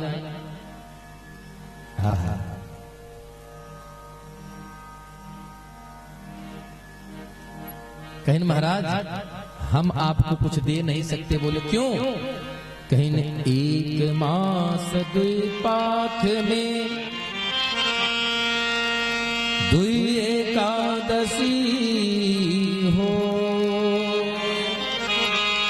कहीं प्रभु क्यों नहीं दे सकते हैं? कहीं महाराज सबके घर में तो एक महीने में दुई एकादशी पड़ती है, लेकिन यहाँ एकादशी पड़ती रहती है, कभी कभी द्वादशी आती है। बाबा ने कहा देवी हम भिक्षुक हैं, 5 दरवाजे पर अलग जगाना था, 4 जगा चुके, 5वां आपका दरवाजा है, कुछ देंगे नहीं तो हम भूखे रह जाएंगे। तो सुशीला मैया ने कहा महाराज हम और नहीं दे सकते। बोले क्यों? बोले हमारे यहाँ सूतक लगा हुआ है। काहे का सूतक लगाया गया? घटती का या बढ़ती का। तो कह रहे हैं सुशीला मैया कि हमारे घर में बढ़ती का सूतक लगा है।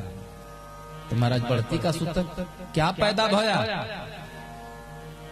कहीं पैदा हुआ है हमारे घर में दारिद्र देव, पुत्र पैदा हुआ है, नाम दारिद्र देव।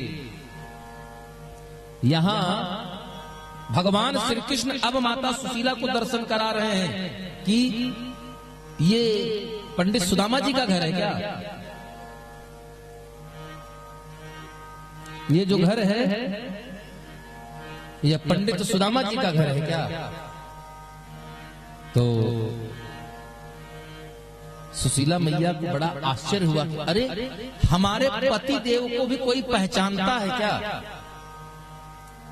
क्योंकि यहाँ तो रोज की स्थिति है ना, जब तक जेब में पैसे हैं तब तक सब पूछते हैं कि आप कैसे हैं। पैसा खत्म फिर कोई पूछने वाला नहीं है। हाँ बिल्कुल भाव से राधे, थोड़ा धीरे से बोलिए, धीरे से राधे। हाँ आप लोग अब कम बोल रहे हैं, आज ठंडी ज्यादा नहीं पड़ रही है, अभी एनर्जी में रहिए। तो भगवान को नाम पूछ लिया कि सुदामा जी का घर है क्या? तो सुशीला मैया को बड़ा आश्चर्य, अरे हमारे पति देव को कोई जानता है क्या? गांव के लोग तो नजर बचा के चले जाते हैं कि पता नहीं कहाँ का साधु हमारे पति को कैसे जानता है। अरे कहन मैं इतने नहीं जानता हूँ, मैं ये भी जानता हूँ कि उज्जैन में पढ़े थे, उस वहीं हम भी पढ़े थे। इनका एक मित्र है कृष्ण, आज वो द्वारिकापुरी का राजा है, द्वारिकाधीश। और सुना है उनके दरवाजे पर जो गया महाराज वो सब कुछ उसको मिल गया जो चाहता था। उसके जीवन के तमाम दुख दारिद्र खत्म हो गए, उसके जीवन का तमाम दुख दारिद्र खत्म हो गया। महाराज काहे नहीं अपने पति को भेज दे रही है? सुशीला मैया ने सोचा कि अगर महात्मा कह रहे हैं तो हमको इस बात को परखना चाहिए। शाम को पंडित जी आए मंदिर से सत्संग करके, बोले एक बात बताइए, आपका कोई मित्र है क्या? कृष्ण। अब सुदामा जी सोचने लगे, इसको किसने बता दिया? कहीं ना, हाँ है, जानती तो हो, उज्जैन महाराज जी के यहाँ पढ़ने गए थे गुरु जी के आश्रम पर, तब हमारे साथ ही पढ़ा। कहीं क्या हुआ? तो सुशीला मैया ने कहा कि वो आज द्वारिकापुरी के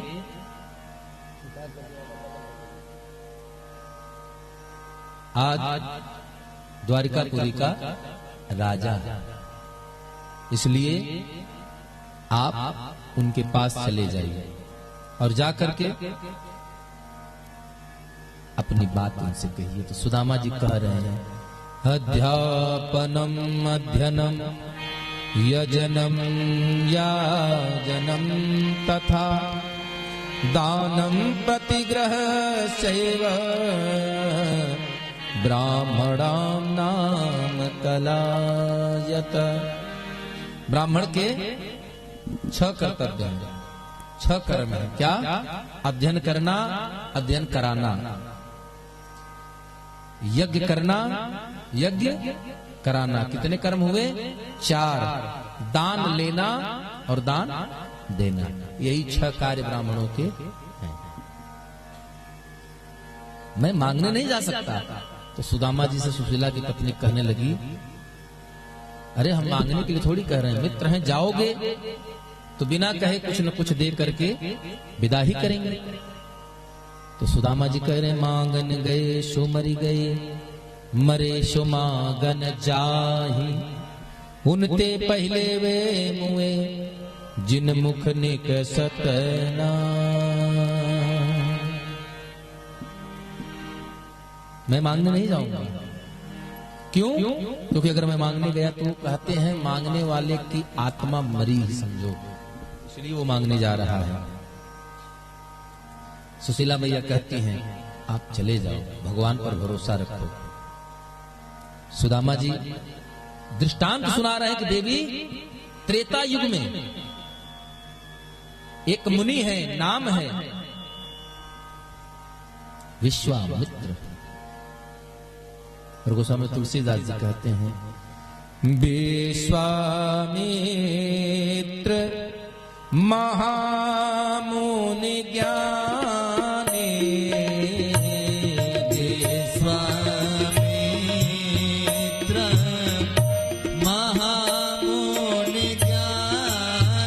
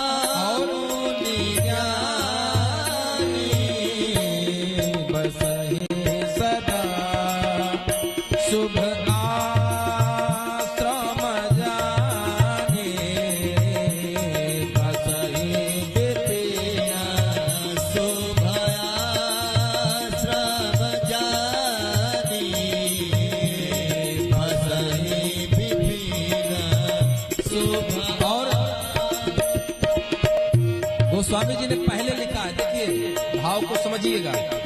जब तक मांगने नहीं आए हैं तब तक विश्वामित्र महामुनि, यानी विशेषण समझिएगा, महामुनि और ज्ञानी मांगने चले आए। पूजा सहाय की दो चीजें है राजन लेने आया, मांगने आया। और क्या कहा? आहा, अनुज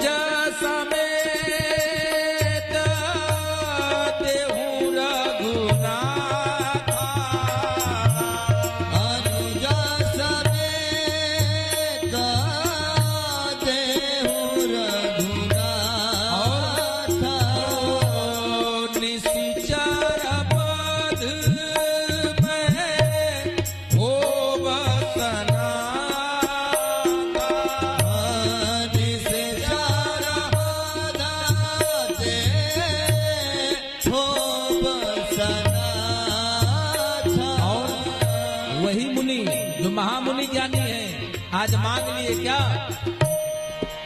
हाँ, अनुज समेत देहु रघुनाथा मांग लिया, और जैसे मांगा वैसे राजा बोल पड़े। क्या बोले? चौथे पाना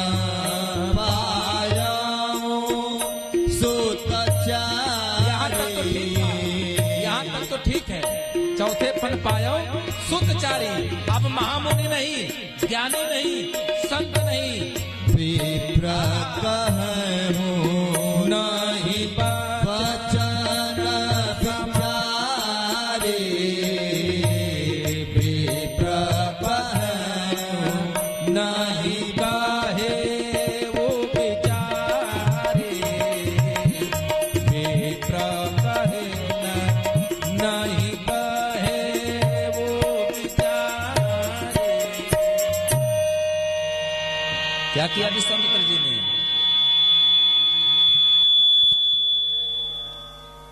विश्वामित्र जी ने क्या किया? विश्वामित्र जी ने मात्र राम और लक्ष्मण को मांग लिया, और जैसे मांगा वैसे राजा ने कह दिया, विप्र वचन नहीं कहो विचारी।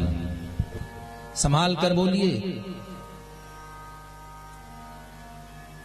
संभाल कर बोलिए, विचार कर बोलिए कि अब कह क्या रहे हैं। अब महामुनि खत्म, सम्मान उठाकर एक किनारे हो गया। संभाल कर बोलिए, अभी कहता ना जबान संभाल कर बोलना महाराज। पता है क्या मांग रहे हैं? अरे आप मांगो तो सर्वस्व दे सकता हूं, राजकोष दे सकता हूं, लेकिन राम देत नहीं बनई। गोसाई होश में रहिए, कुछ समझ कर मांगिए। सुदामा जी बहुत समझाते हैं महाराज, और कहते हैं कि देवी असंतुष्टा द्विजा नष्टा संतुष्टा मही भृतः।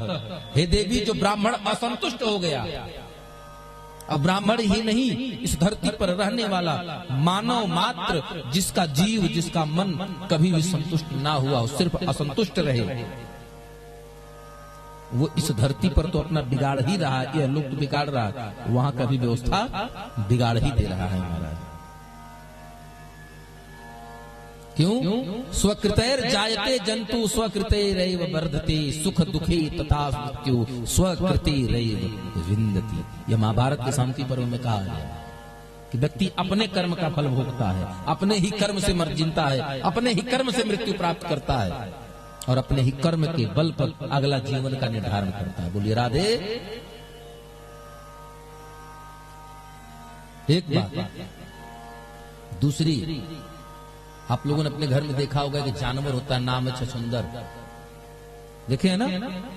छछुंदर को घर में बांध करके पेट भर के खिला दीजिए, एकदम पेट भर के खिला दीजिए, लेकिन वो कभी संतुष्ट नहीं होती। वो हर घर में जब तक चुचू चुचू चुचू घूमेगी जरूर, वो संतुष्ट नहीं होती। इसलिए आदमी कहता है कि बिल्कुल छछुंदरे हो गए हो क्या, तो तृप्त नहीं होती है वो जानवर। सुदामा जी बहुत समझाते हैं। जब देखा, कहते हैं द्वारिका जाओ जी, द्वारिका जाओ जी, आठो याम यही हट ठानी हो, जाता ही दे ही लदा ही लड़ा भरी, मार पीछे पड़ी हो, चले जाओ चले जाओ, जैसे लग रहा जाते हैं बैलगाड़ी से भरकर भेज देंगे, तेरे हिये में यही समानी है।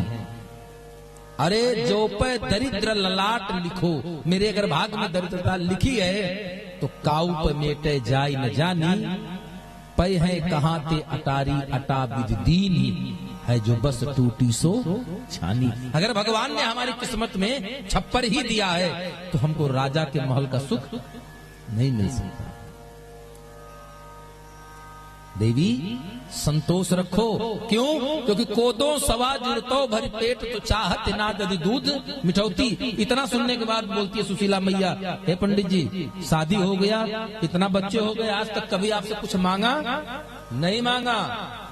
अरे अगर कोदो भी पेट भर के मिलता, हमें दूध मिठाई की जरूरत नहीं है। हमें जरूरत है क्या कि हमारे बच्चों को भरपेट 2 वक्त नहीं तो 1 वक्त का भोजन का नसीब हो। इसलिए आप जाइए, क्योंकि सुदामा जी भी अब मजबूर हो गए, क्योंकि गोस्वामी जी कहते हैं कान अबला कर सके कान समुद्र समा, काहन पावक जार शक के ही जग कालन का। ऐसा कोई नहीं है जिस पर समय प्रभावी ना हो। महाराज सुदामा जी ने देखा, कहा अब नहीं मान रहे, एक आखिरी दाव और खेला। और आखिरी दाव क्या खेला? बोले देखो, गुरु के घर, बेटी के घर, मित्र के घर और भगवान के घर जब भी जाया जाए तो कभी भी खाली हाथ नहीं जाते हैं। यहाँ पेट भर के छोड़ो, रस सवेरे चाय पीने भर की व्यवस्था नहीं है, पेट भर के भोजन नहीं है, तो भेंट में क्या लेकर जाएंगे? तो सुशीला मैया ने कहा, महाराज एक काम ही करो, आप अपने जाने की तैयारी करो, भेंट की व्यवस्था हम कर दे रहे हैं। हाँ हाँ, नीति कहती है, आव गई आदर गयो, नैनन गयो स्नेह, ये तीनों तब ही गए। ये तीनों कब चले जाते हैं? आप किसी घर मांगने जाएंगे, अगर उसने उठाकर आपको दे दिया ना, तो समझिए कि आप गई, आदर गया, नैनन गयो, सब चला गया। और सुशीला मैया चली गई हैं आज पड़ोस में भेंट की व्यवस्था करने। एक पड़ोसन के घर गई, पड़ोसन ने साफ मना कर दिया। बैंक भी लोन उसी को आसानी से देती है जिसके पास बैंक में 10-20 लाख रुपए पड़ा हुआ। पूंजीपति को लोन पूंजी ही मिलता है, कहते हैं ना, रुपए से रुपया कमाया जाता है। हमको आपको भी 10 लाख का लोन चाहिए तो बैंक नहीं देगी, इतना कागज बता देगी कि हम लोग खुद चुप हो जाएंगे। लेकिन अभी एक बिजनेसमैन जो हफ्ते का 2 करोड़ का टर्नओवर होगा, बैंक उसके घर में आके कहेगा भैया 50 लाख का लोन ले लीजिए आप। सुशीला मैया को एक पड़ोसन ने नहीं दिया, मना कर दिया, नहीं नहीं नहीं देंगे। दूसरे घर गई, उन्होंने भी मना कर दिया। तीसरे घर गई तो उसने बैठाया, पूछा, बहन आज तक तुम्हारे बच्चे भूखे रहे, तुमने कभी कुछ नहीं मांगा, तो फिर आज क्यों?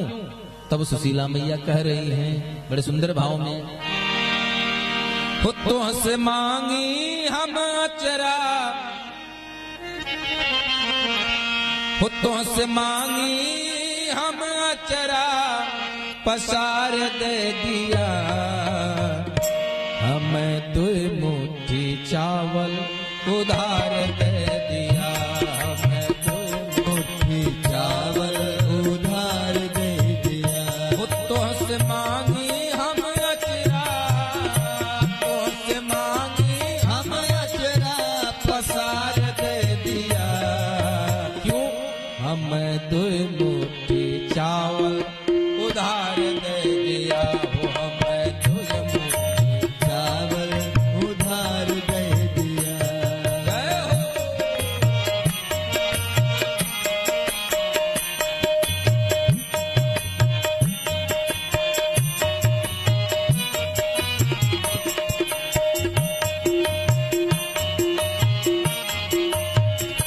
और सखी पूछ रही है पड़ोसन की, देवी हमने देखा है कि आपके बच्चे एक सप्ताह तक जल पर जीवन बिताया, आप कभी कुछ मांगने नहीं आई, आखिर आज क्या कारण है आप मांगने आ गई? तो सुशीला मैया कह रहे हैं, सजना हमारो द्वारिकापुरी जई है, सजना हमारो द्वारिकापुरी जई है, सजना हमारो द्वारिकापुरी जई है, सजना हमारो द्वारिकापुरी जई है। देखिए, कर्जा देने वाला देता बाद में है, वापसी की व्यवस्था पहले समझ लेता है, आएगा कि नहीं। तो कहीं बहन कर्जवा वापस कब करोगे? तो सुशीला मैया, जहिया वहां से लवटी आई है, जहिया वहां से लवटी आई है, तोहर दे भाई हम,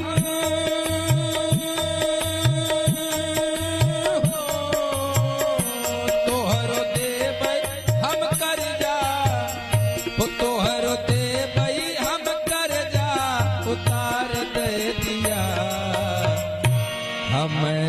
मुट्ठी चावल उधार दे दिया, हमें दुई मुट्ठी चावल उधार दे दिया, हमें दुई मुट्ठी चावल उधार दे दिया, हमें दुई मुट्ठी चावल उधार दे दिया।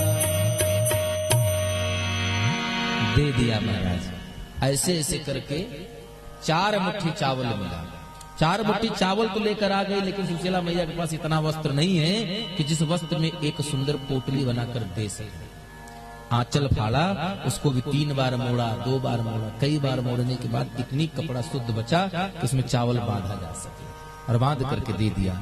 और दे दिया तो कहते हैं, आहा, सुदामा जी चले हैं।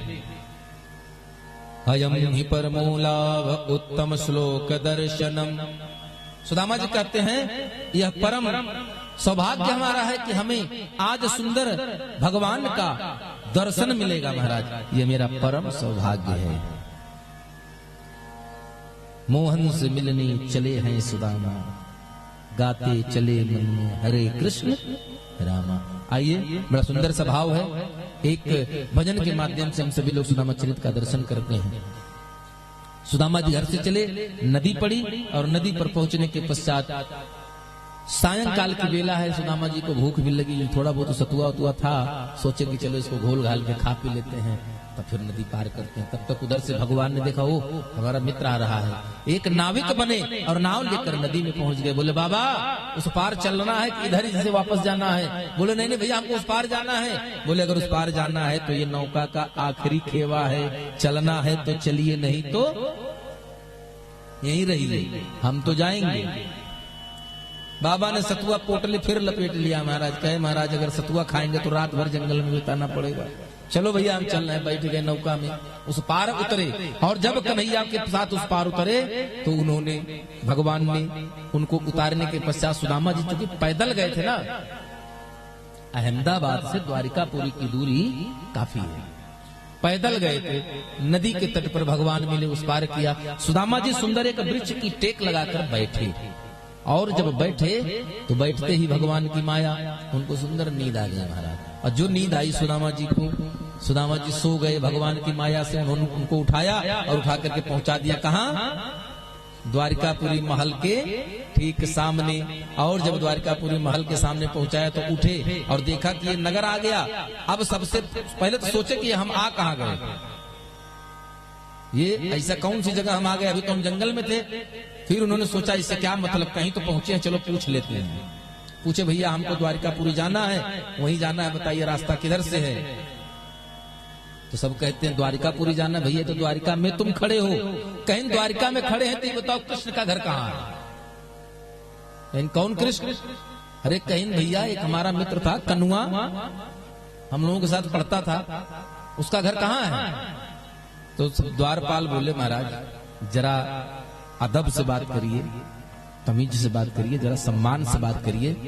अरे कहन क्या हुआ, हमने ऐसा क्या कह दिया? कहन प्रभु आप जिनकी बात कर रहे हैं वो कन्हैया उन्हैया तो हम नहीं जानते हैं, जब भी बताएं कहीं सुना है तो द्वारिकापुरी का राजा है। सुदामा जी कहते हैं जिसको आप कह रहे हैं द्वारिकापुरी का राजा है, वो मेरा बचपन का यार है। तो कहें अच्छा, कहीं जाकर के उससे कहो कि मैं आया हूं। कौन? सुदामा। आइए किस प्रकार से भगवान सुदामा मित्र के आने पर, और जब सुदामा जी चले हैं, इस भजन के माध्यम से सभी लोग दर्शन करेंगे। उसके पास सीधे परीक्षित का मोक्ष और फैसला।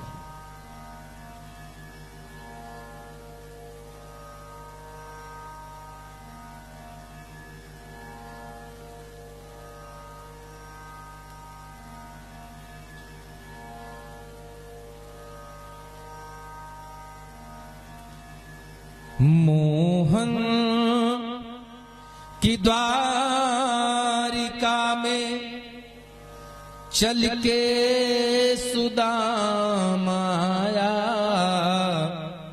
हंसाए अपने मन में, कितना सजा के लाया। मोहन की द्वारिका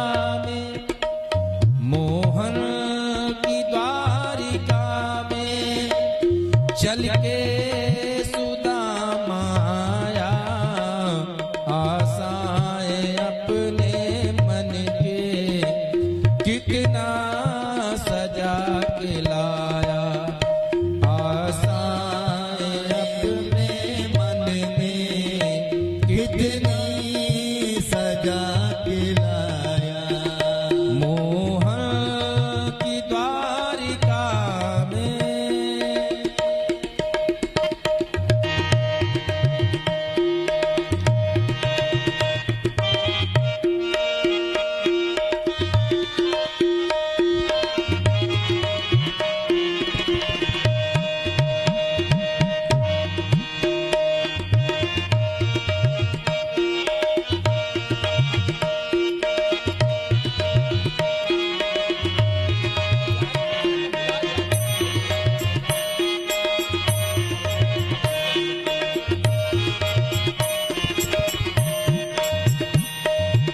और द्वारपाल से कह रहे हैं, सुन लो ए द्वारपालो, कान्हा से तुम ये जाके कह दो खड़ा सुदामा द्वारे पे तेरे आके।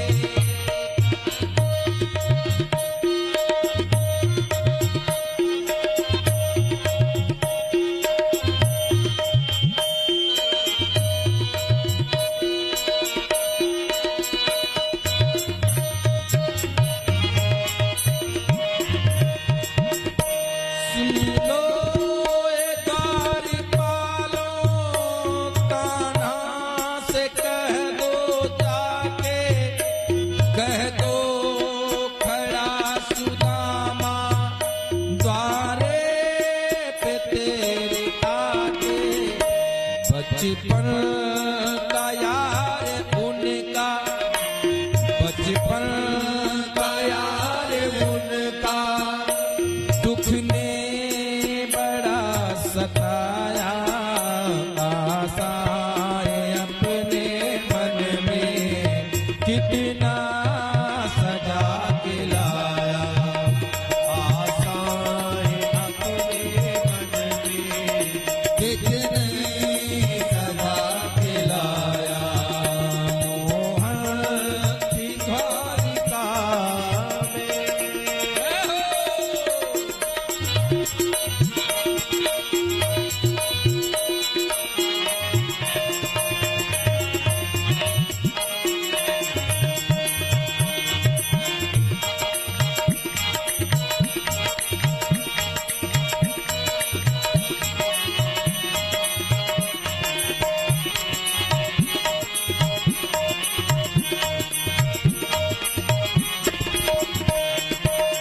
और द्वारपाल गए, और जब द्वारपाल गए तो जाकर भगवान से कहा, प्रभु एक दुर्बल ब्राह्मण दरवाजे पर खड़ा, द्वार खड़े हो तुझ दुर्बल एक, रहो चकसो बहुधा अभिरामा।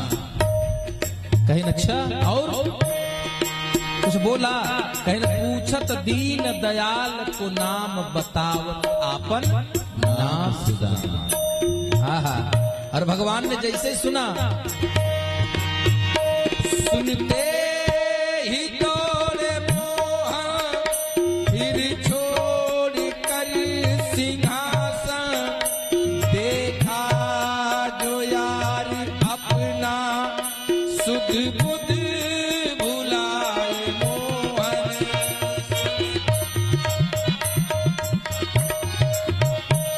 सुनते ही तोड़े मोहन फिर छोड़ कर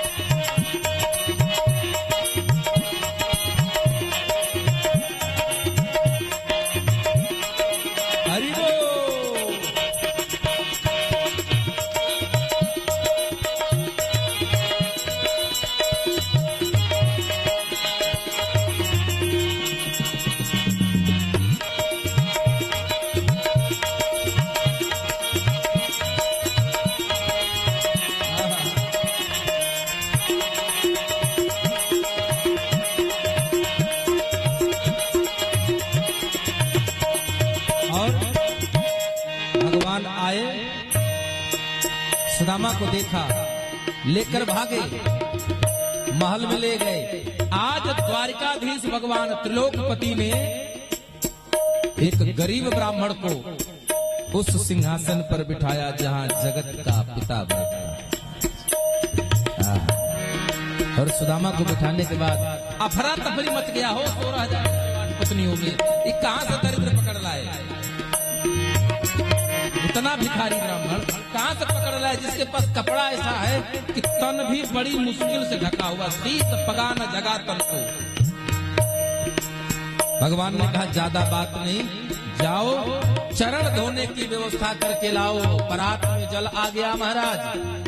हाँ, दर्शन करिए उस दृश्य का कि भगवान ने अपने मित्र के पैर को देखा और अपने पीताम्बर से पूछा है महाराज, पैर में लगा।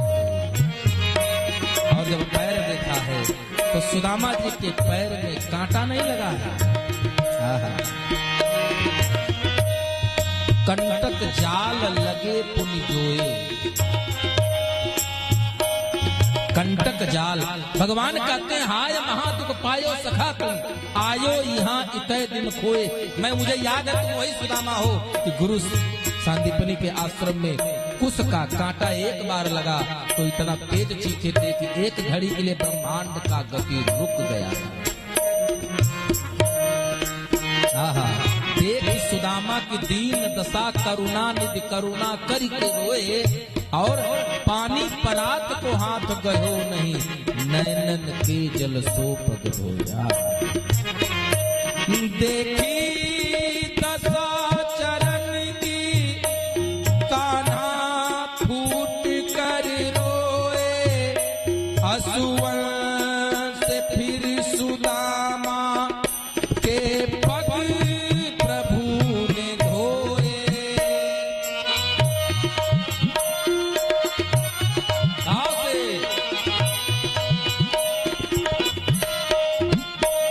देखी चरण सगासा कान्हा फूट कर रोए, आंसुअन से फिर सुदामा के पग प्रभु ने धोए। छूटे ही फिर हरि ने, छूटे ही फिर हरि ने, छूटे ही फिर हरि ने, छूटे ही फिर हरि ने, कंचन बना दिखाया आशाएं अपने मन में, कितनी दबा के लाया आशाएं अपने मन में, कितनी दबा के लाया।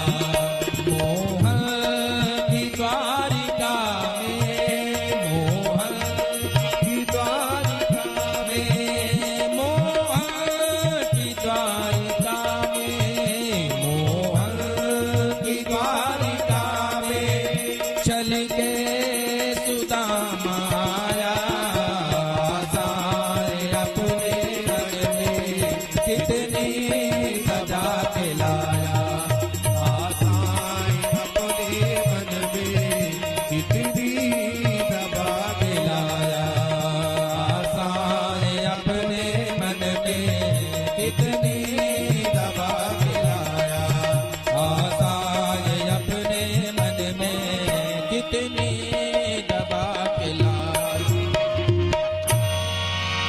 आशाएं अपने मन में,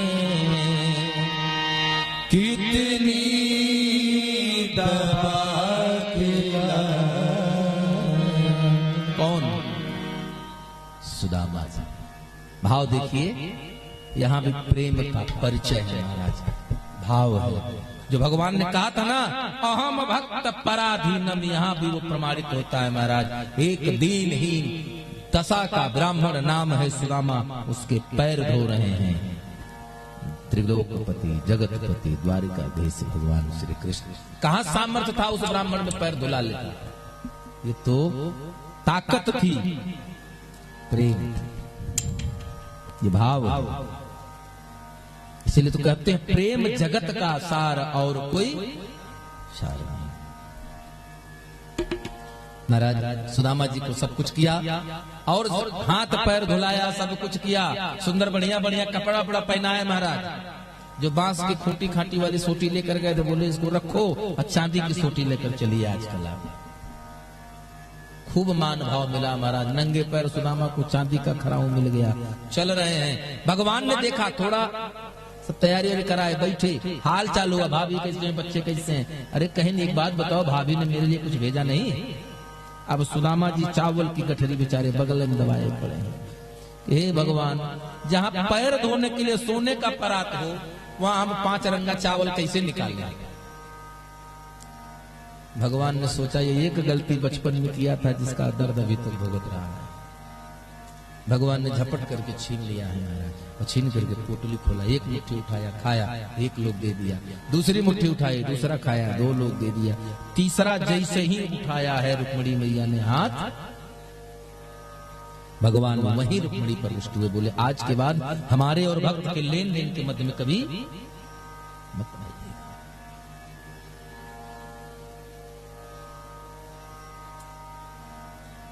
जो लक्ष्मी भगवान के हृदय पर रहती है, वो लक्ष्मी ब्राह्मण के पैर पर चढ़ाई जाती है महाराज। भगवान ने कहा देखो देवी, आप कभी भी हमारे और भक्त के लेन देन के बीच में मत आना। देवी ने कहा क्षमा करना प्रभु, मेरा भाव ऐसा नहीं था, मेरा भाव ये था कि 2 मुट्ठी खाया, 2 लोग तो दे दिया, अगर तीसरा दे देंगे तो हम लोग का भोले बाबा बन जाएंगे का? हैं? सब दे करके उनको द्वारिकाधीश बना दीजिए, और हम अगली बार इनकी डंडी, इनका धोती पहन के हम लोग चले पीछे पीछे। अब आप अकेले नहीं, आपके तो 16,108 पत्नी, कहां चलेंगे? भगवान ने कहा, फिर हाथ क्यों पकड़ा? बोले हाथ इसलिए पकड़ लिया कि ये मुट्ठी का चावल आप मेरे हाथ पर दीजिए। और रुक्मिणी मैया ने उस चावल को खाया है, तुरंत रिद्धि सिद्धि को भेज दिया महाराज द्वारिकापुरी से कि जाओ, जा करके सुदामा जी के घर की दशा को। विश्वकर्मा जी को आदेश हुआ, तुरंत नगर बनाने गए, नगर निर्माण करने गए, घर महल बनाने गए। सुदामा जी की पत्नी ने रोक दिया, बोले आज अगर महल बनेगा तो पूरे गांव का बनेगा। क्यों? क्योंकि ये वही मित्र हमारे हैं, ये वही सखियां हैं जो हर सुख दुख में हमारे साथ हैं, नहीं तो किसी का भी नहीं। विश्वकर्मा जी मजबूर हुए, क्योंकि भगवान नगर को सुदामा नगर बना दिया महाराज। पत्नी इधर रिद्धि सिद्धि पहुंची तो घर में नौकर चाकर, धन संपदा, अनाज सब भर दिया। जो पत्नी सुशीला, गरीबी की मार सबसे बड़ी मार होती है। किसी ने कहा था, ए मौत गरीब के घर भी तू जल्दी, ए मौत गरीब के घर तू जल्दी आ जा, कफन का पैसा भी खर्च हो गया दवा खरीदते खरीदते।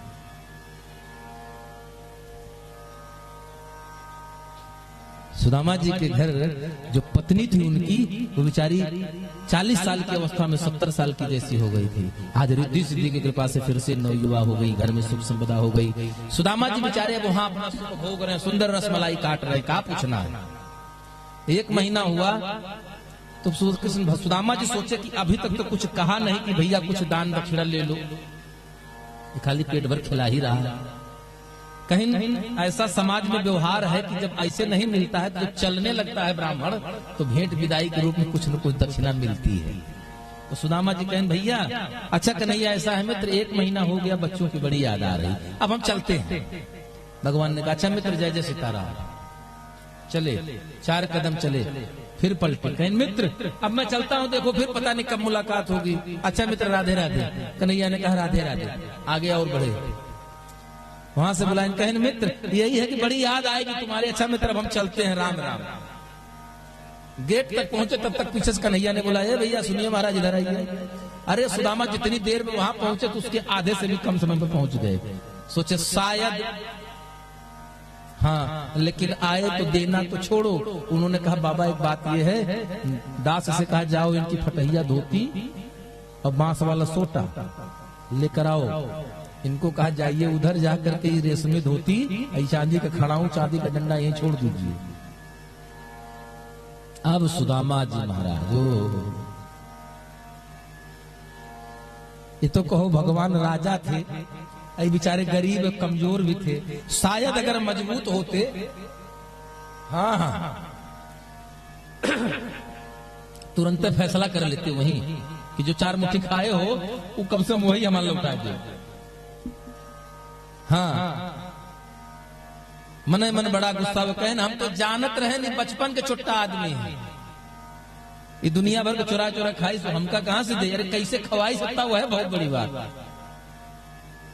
चलो घर चले तो पंडिताइन को खोज ली कि 4 मुट्ठी उर्दी, घर के 4 मुट्ठी के दाना वो जंगले में डरवाए दी, कर्जा होगा 4 मुट्ठी अलग।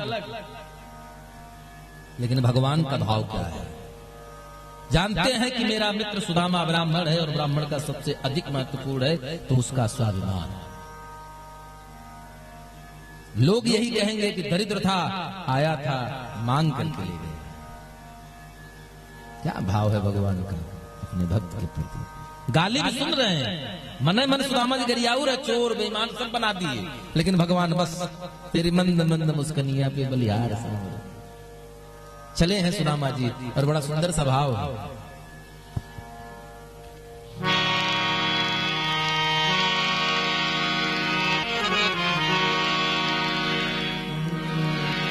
अरे आगे लागो ऐसे मिताई मां,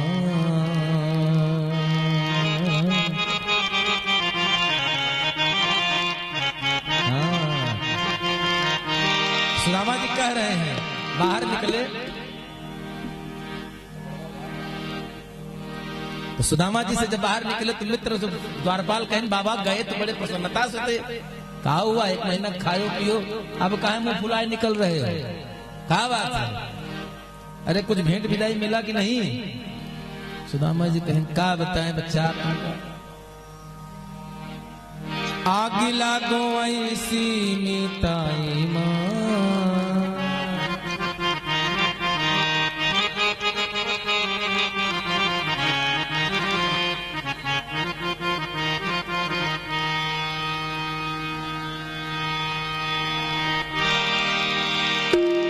आग लागो ऐसी मिताई मां, केहिन झूरे पायल, आग लागो, हाँ कहीं आग लाग कहीं झूठई पायल, कहीं ऐसी दोस्ती यारी ऐसा व्यवहार कोनो काम के नहीं। जब पंडित आदमी हम आई यादव जी रहे गलत चलाओ तो 1 रुपया दे के प्रणाम किए हो तब समझे।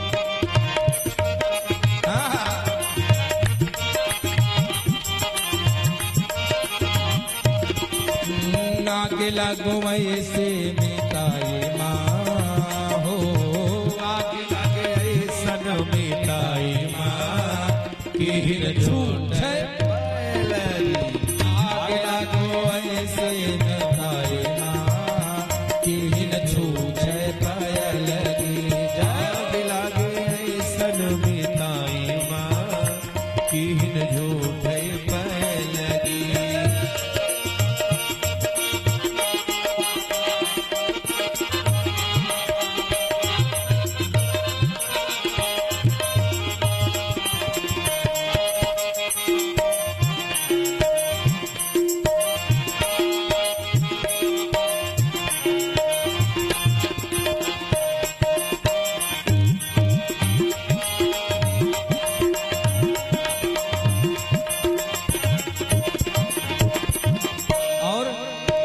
घर हुक उर्दी बनमा चली गए, घर हुक उर्दी बनमा चली गए, बनमा चली गए, बनमा चली गए, बनमा चली गए, बनमा चली। और 4 मुट्ठी चाउर के कर्जा लदी गए, 4 मुट्ठी चाउर के कर्जा लदी गए, कहीं घरों को जंगल में चल गया और तो और, अरे 4 मुट्ठी के कर्जदारों हो गए, लेकिन शर्म ना लागे का, एक नदी नी विदाई मां हो, 8नी नदी नी विदाई मां, केहिन झूठे पायल, आग लागी ऐसन मिताई मां, केहिन झूठे पायल।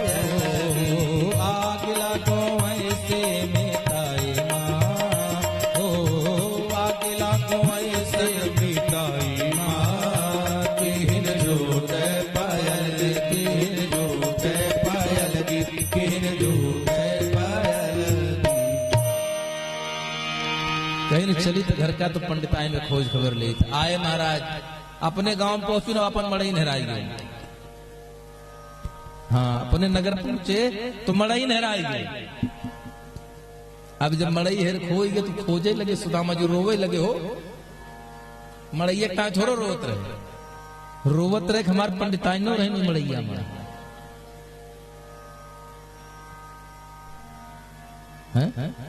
रोवत रहे पंडिताई न रहे। सुदामा जी को बड़ा आश्चर्य हुआ, करे मैं गया था तो कुछ नहीं था, लौट कर आया हूं तो सब चकाचक सुंदर राजवाड़ा हो गया, राजपाट हो गया, कैसे संभव है। सुशीला मैया को देखा, पहचान नहीं पाया, सुशीला मैया ने बुलवाया, ऊपर गए, सुशीला मैया को क्रोध करने लगे, बोले तुम में ही कोई दोष आ गया है। सुशीला मैया देखिए कहते हैं सतीत्व में वो बल है कि प्रकृति के नियम को भी वह पलट देती है। सती अनुसुईया के पति को सूर्योदय के साथ मरना है और सती अनुसुईया ने महाराज हाथ में जल उठा लिया गंगा जी में, कहा या तो सूर्योदय, अगर मेरे सूर्योदय के साथ मेरे पति का प्राण जाना है तो मैं सती अनुसुईया हाथ में जल लेकर प्रण करती हूँ कि कल सुबह सूर्योदय होगा ही नहीं। महाराज रुक गए, सूर्यदेव रथ लेकर खड़े हो गए, सब ब्रह्मा विष्णु सब लोग आए, बड़ी बड़ी मान मनोवत हुआ, वचन दिए कि नहीं कुछ नहीं होगा, तब जाकर के महाराज सूर्योदय हो पाया है। ये सतीत्व का बल है। सती सुलोचना अपने पति के कटे हुए हाथ से पता पूछ लेती कि तेरा मारने वाला कौन है। मेघनाथ का कटा हुआ हाथ लिखकर बताता है कि लक्ष्मण। ये सती का बल है।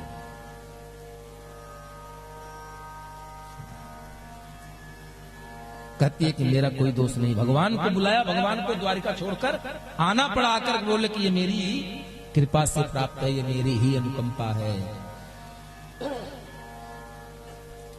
सुदामा जी बड़े आनंद में जीवन जिए, लेकिन जहां राम तह काम नहीं, जहां काम नहीं राम, जहां राम तह काम नहीं, जब मैं था तब हरि नहीं, अब हरि है मैं। सुदामा जी बेचारे एक महीना में परेशान हो गए। क्यों? क्योंकि हमारे यहाँ पूर्वांचल में कहावत कही गई, बैठा बनिया का करे, हिया गए कोठली का धान वह कोठली करे, इतने काम। अब सुदामा जी जो दिन भर राम राम करते थे, अब धन बचाने के चक्कर में पड़ गए, कहीं चोरवा न देख ले, कहीं कोई मांगने ना आ जाए, कंठी छूट गई, थक गए सुदामा जी। एक महीना बाद भगवान को रोने लगे, फिर बुलाया, भगवान बोले अब क्या तकलीफ है? बोले महाराज हम जैसे थे वैसे अच्छे थे। इस धरती पर दो लोगों ने अपने लिए दुख मांगा है। एक तो मैया कुंती, जब भगवान जाने लगे बोले बुआ कुछ मांग लो, तो कुंती मैया ने कहा कन्हैया मुझे तो फिर से वही पुराना वाला जीवन दे दे, फिर वो दुख दे दे। सुदामा जी भगवान कहते हैं बुआ क्या मांग रही है? दुख? लोग तो मुझसे सुख मांगते हैं, वैकुंठ मांगते हैं। कुंती ने कहा लाला जब तक दुख था तब तक कन्हैया मेरे साथ था, ऐसा सुख किस काम का है, ऐसा सुख किस काम का जिसके आने से हमारा भगवान हमसे दूर चला गया। इस धरती पर सुदामा और मैया कुंती अपने लिए दुख मांगे। ये बड़ा सुंदर सा भाव रहा। भगवान इसके पश्चात भगवान श्री कृष्ण के जीवन काल में यदुवंशियों ने बहुत युद्ध लड़ा, सारा युद्ध लड़े, लेकिन किसी भी युद्ध में पराजित नहीं हुए। भगवान ने सोचा अगर ये ऐसे ही इनका मनोबल बना रहा तो ये उदंड हो जाएगा। जिनके राक्षसों के अत्याचार से मैंने धरती को बचाया, मेरे जाने के बाद खुद अत्याचारी हो जाएंगे सब। इसलिए भगवान ने सोचा मैं जाऊंगा नहीं, सबको भेज करके तब जाऊंगा। और भगवान ने लीला रची। बद्री नारायण भगवान कह रहे हैं हे राजन, बलराम यादवों के साथ श्री कृष्ण अनेक दैत्यों का संहार किया, सभी को पता है, पराजित कभी नहीं हुए थे। लेकिन भगवान ने लीला रची क्या? कि एक बार सुंदर नदी के तट पर दुर्वासा, च्यवन आदि बड़े बड़े ऋषि मुनि बैठे हुए हैं। वहीं पर यदुवंश के सभी पुत्र, जामवंती का पुत्र है, नाम है साम्ब, जो स्त्री का वेश लेकर के अपने पेट में लकड़ी का मूसल छिपा कर लेकर सब आते हैं और ऋषियों से पूछते हैं, देव प्रभु जरा हमारे मित्र सखी को देखिए, इसके पेट में क्या है, पुत्र होगा या पुत्री। बाबा तो बाबा ध्यान लगाया और देख लिया, कहने इसके न पुत्र होगा न पुत्री, इसके पेट से तो मूसल पैदा होगा। और घबराओ नहीं, एक दिन यही मूसल जो है तुम लोगों के विनाश का कारण बनेगा। महाराज इतना सब डर गए कि कहा किसी से कुछ नहीं, किनारे गए, मूसल को निकाला, पत्थर पर पटक पटक के चूरा बना दिया और फेंक दिया समुद्र में। मूसल के एक तरफ लोहा लगा होता है, उसको कूच करके भी फेंक दिया उस समुद्र में। उसको मछली खाई, मछली को बहेलिया पकड़ कर ले गया, बहेलिया जब पकड़ करके ले गया तो चीरा तो उसके पेट से लोहे निकला, इतना चमकदार लोहा था।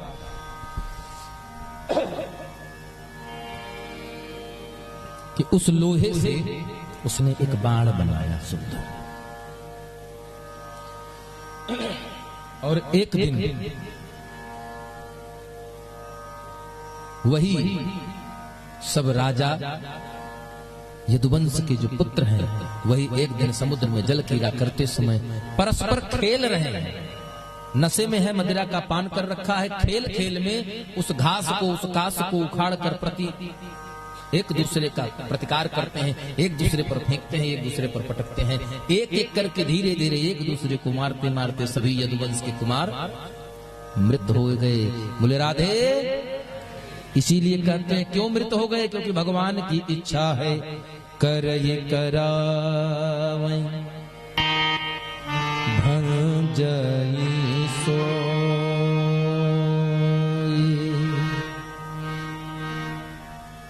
करया अन्यथा को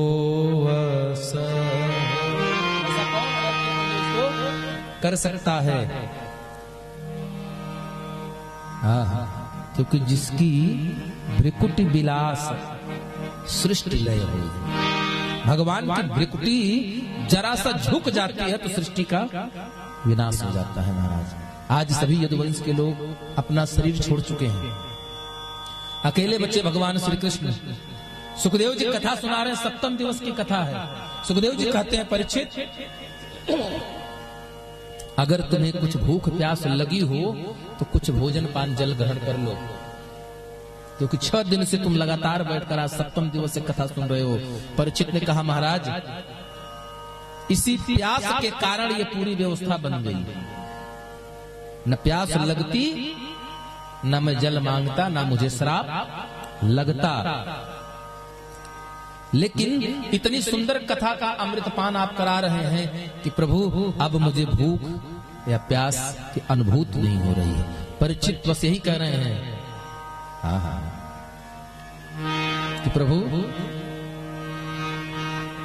4 मिले 64 खिले,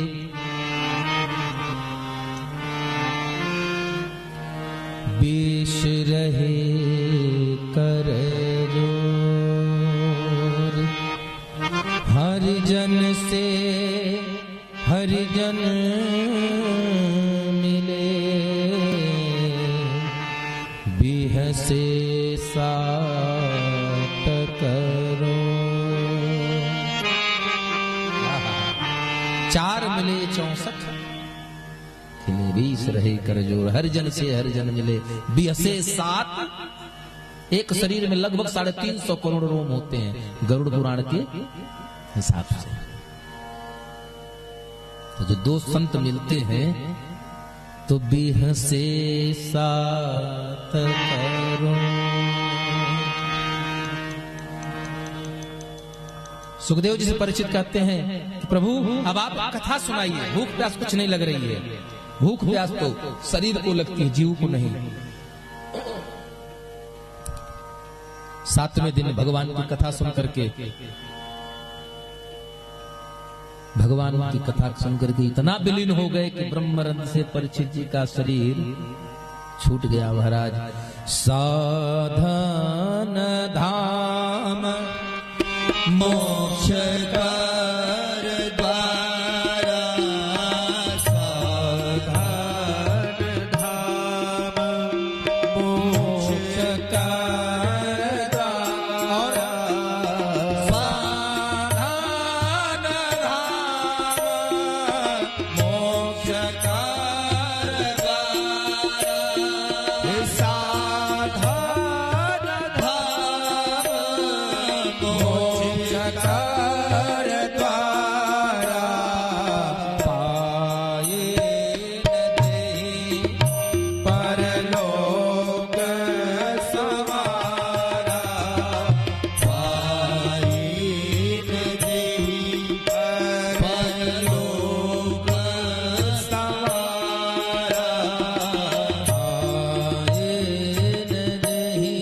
नहीं परलोक सवारा, पाए नहीं परलोक सवारा।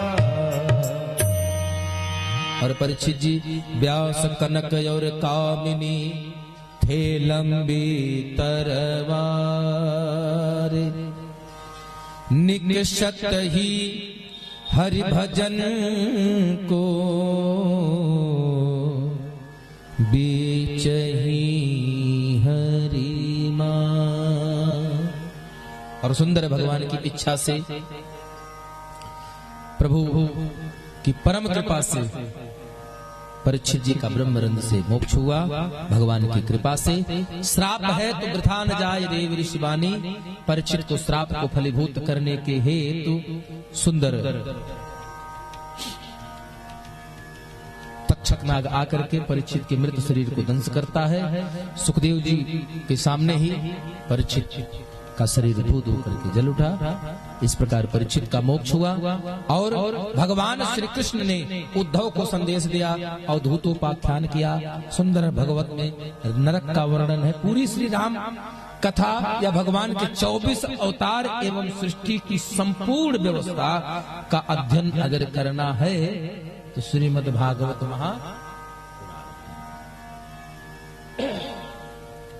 आइए हम लोग वो कथा सुनते हैं जब भगवान के पास स्वर्ग से सभी लोग आए। उनको रोक दो भैया, भी रोक दो, बताया जाएगा।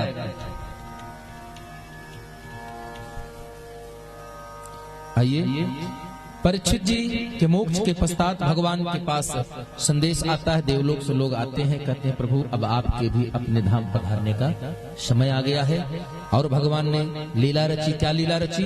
भगवान को बैठे हैं कदम के वृक्ष के नीचे और सुंदर त्रेता युग का बाली इस बार द्वापर में बहेलिया बनकर के आया है। और जो बहेलिया बनकर आया है तो वो बाली बहेलिया भगवान के पैर को संधान करता है। क्यों संधान किया?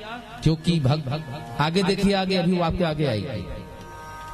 कहन ठाकुर साहब कितने बार, कहन बाबू जितने हैं सब बाद में आगे आई है, तो पीछे मत देखिए, सब आगे आएंगे, परेशान न होइए। बोले राधे। भगवान के पैर में पद्म कौस्तुभ मणि, और कौस्तुभ नड़ी पर जब मणि पर जब सूर्य की किरण पड़ती है तो ऐसे चमकती है जैसे मृग की आंख। हिरण के आंख के भ्रम में बहेलिये ने बाण चलाया। बाण जाकर के भगवान के पैर में लगा। और भगवान का तो एक लीला है, भगवान इस धाम को छोड़कर, धरा धाम को छोड़ करके बैकुंठ पधार गए। आइए 2 बार भगवान नाम कीर्तन करेंगे और भागवत के उस अंतिम श्लोक का गायन करेंगे। आप सभी लोग हमारे साथ करेंगे, जिसके करने से हमारा परम कल्याण होता है, भागवत की कथा संपूर्ण होती है। तो आइए सभी लोग बड़े भाव से, सभी लोग अपने सर पर कुछ कपड़ा रख लेंगे, कुछ वस्त्र रख लेंगे, या अगर ना हो तो अपना ही दाहिना हाथ रखेंगे। आगे हम बोलेंगे, पीछे आप लोग बोलिएगा। नाम संकीर्तनम संकीर्तनम यस्य सर्वपापप्रणाशनम् यस्य सर्वपापप्रणाशनम् प्रणामो दुःखशमनस्तम् प्रणामो दुःखशमनस्तम् नमामि हरिं परम् नमामि हरिं परम् यस्य स्मृत्या च यस्य निस्याश्च नामोक्त्या तपो नामोक्त्या ततो यज्ञक्रियादिषु यज्ञक्रियादिषु न्यूनं सम्पूर्णता न्यूनं सम्पूर्णता याति सद्यो वन्दे याज्ञसन्तो वन्दे तमोक्षतम् तमोक्षतम् योगीन्द्राय नमस्तस्मै योगेन्द्राय नमस्तस्मै शुकाय ब्रह्मरूपिणे सुखाय ब्रह्मरूपिणे संसार सर्पदष्टं यो विष्णुरातममोचत विष्णुरातममोचत।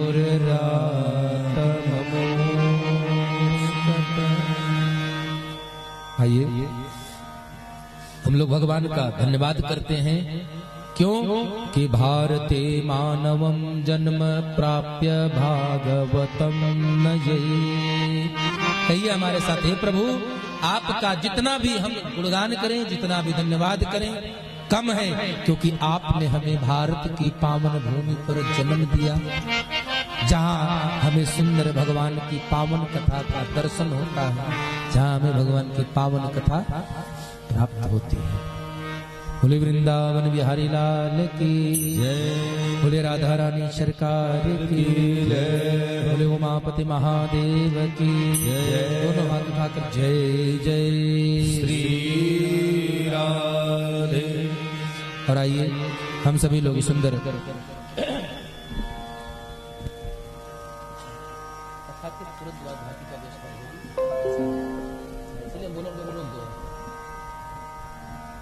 आइए हम सभी लोग यहीं से अपनी वाणी को विराम देंगे और हमारे जो भी जजमान इन 7 दिन के रहे हैं, आप सभी भक्त बारी बारी से व्यास मंच पर आएंगे। इसके बाद हाँ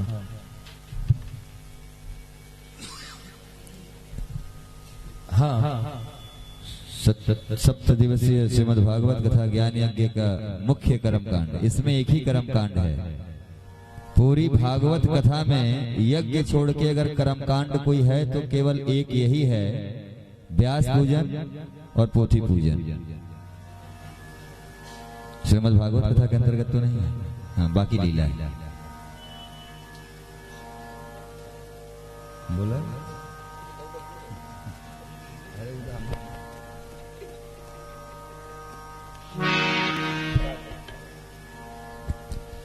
बोले वृंदावन बिहारी लाल की जय हो। जैसा कि अभी हमारे बड़े भाई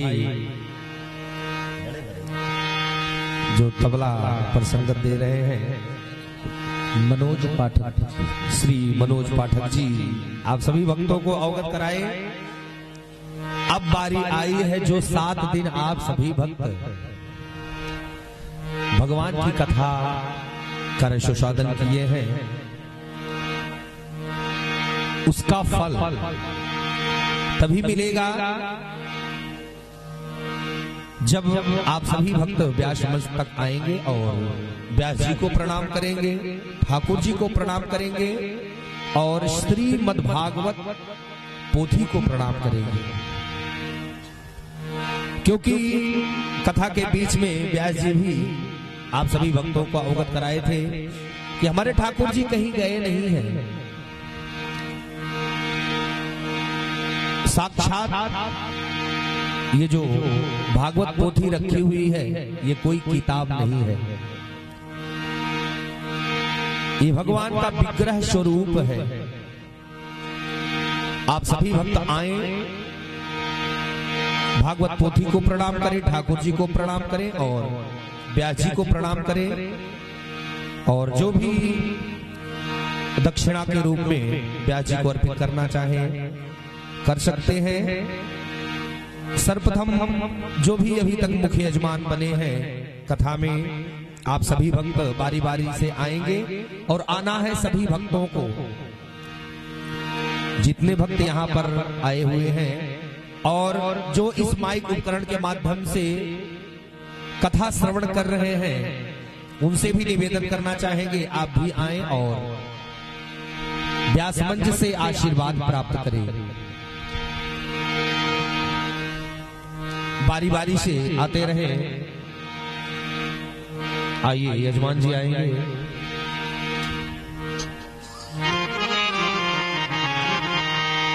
हरे राम का नाम लेकर जो घर जाएंगे, शाम का नाम लेकर जो घर जाएंगे, वो अमर नाम सत्संग का कर जाएंगे।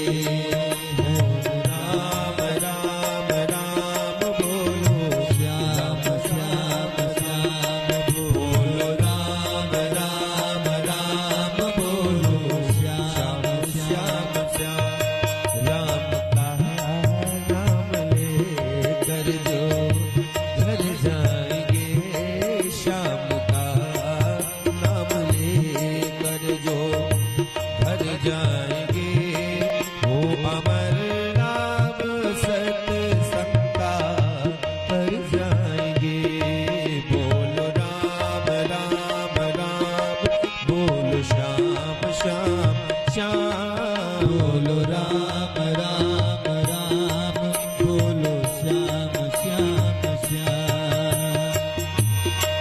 टूट जाए न माला कहीं प्रेम की, टूट जाए न माला कहीं प्रेम की, टूट जाए न माला कहीं प्रेम की, टूट जाए न माला कहीं प्रेम की, हो टूट जाए न माला कहीं प्रेम की, हो टूट जाए न माला कहीं प्रेम की, वरना अनमोल मोती बिखर जाएंगे।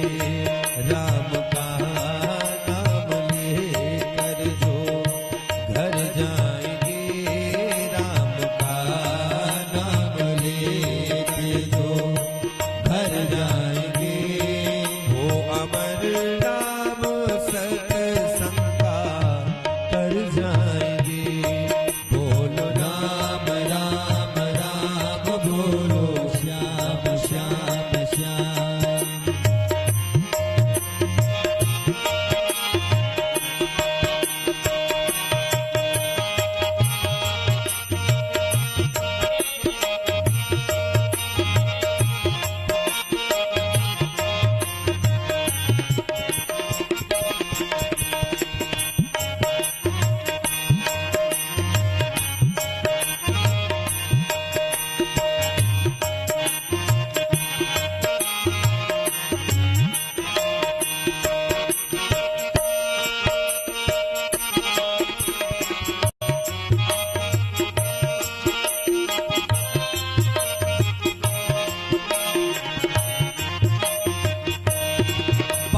मानो न मानो खुशी आपकी, बात मानो न मानो खुशी आपकी, बात मानो न मानो खुशी आपकी, बात मानो न मानो खुशी आपकी।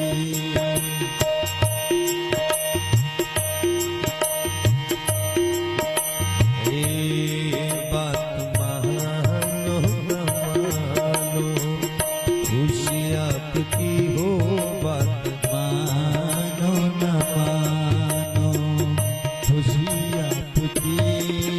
मुसाफिर है कल अपने घर जाएंगे राम लेके, जो घर जाएंगे राम का नाम ले।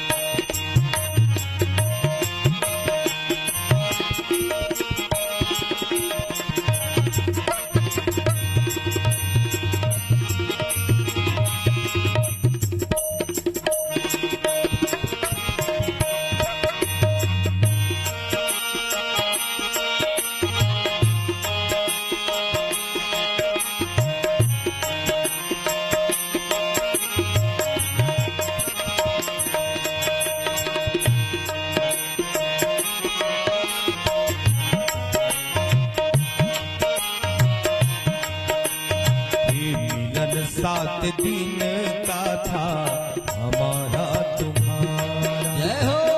मिलन 7 दिन का था हमारा तुम्हारा। रही जिंदगी तो, रही जिंदगी तो मिलेंगे दोबारा। मिलन 7 दिन का था हमारा तुम्हारा। मिलन 7 दिन का था हमारा।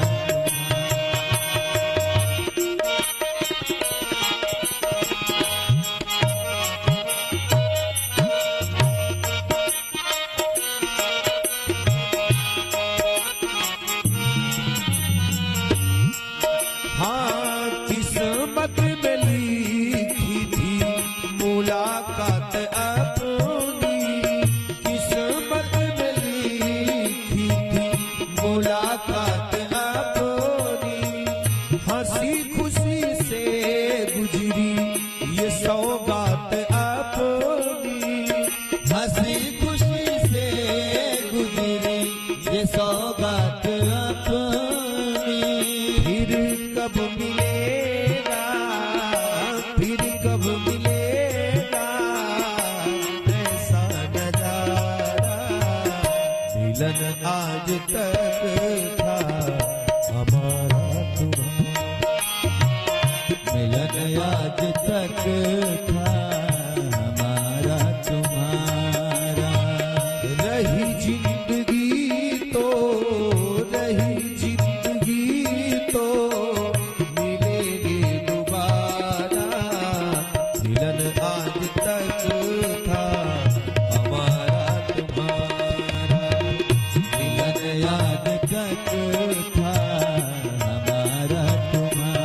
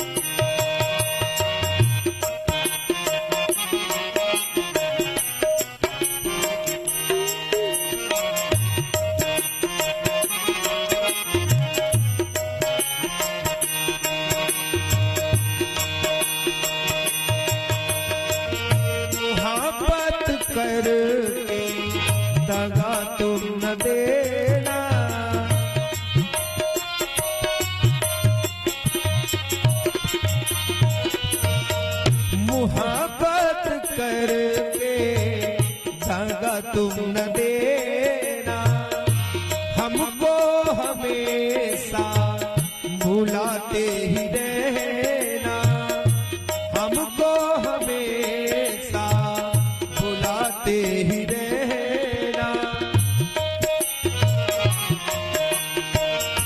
फिर कब मिलेगा, फिर कब मिलेगा ऐसा नजारा, मिलन आज तक था हमारा तुम्हारा, मिलन आज तक था हमारा तुम्हारा।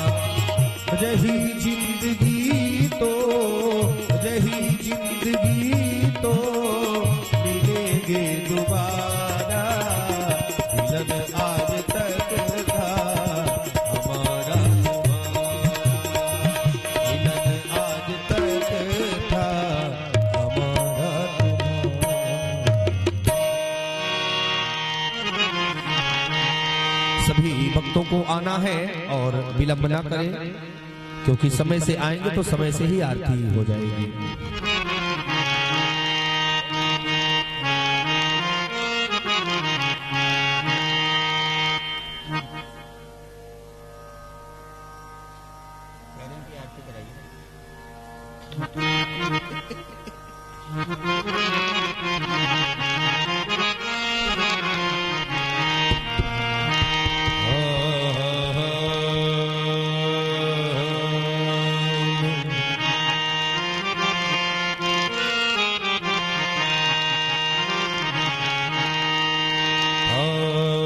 अरे मत प्यार करो परदेसी से रे, मत प्यार करो परदेसी से, एक दिन तो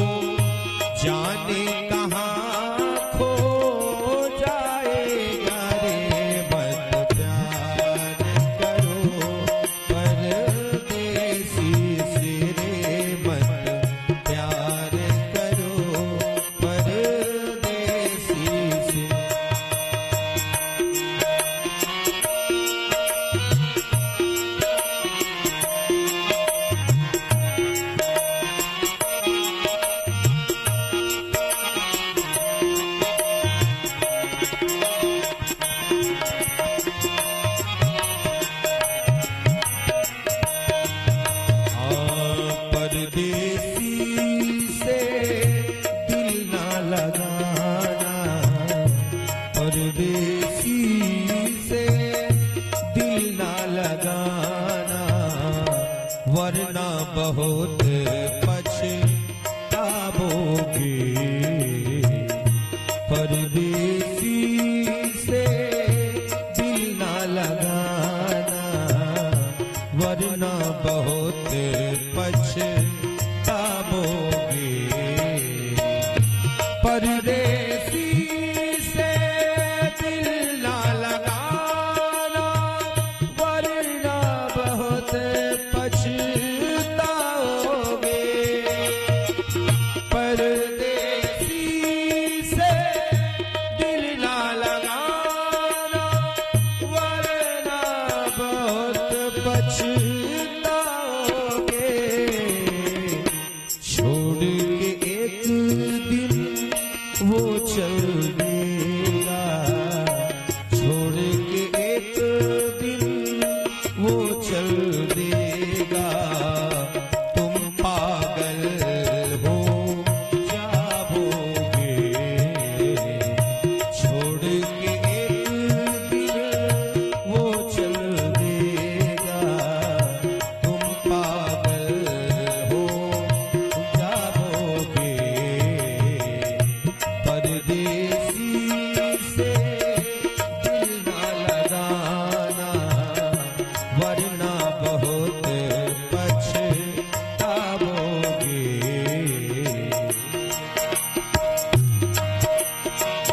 परदेसी से दिल ना लगाना, वरना बहुत पछताओगे।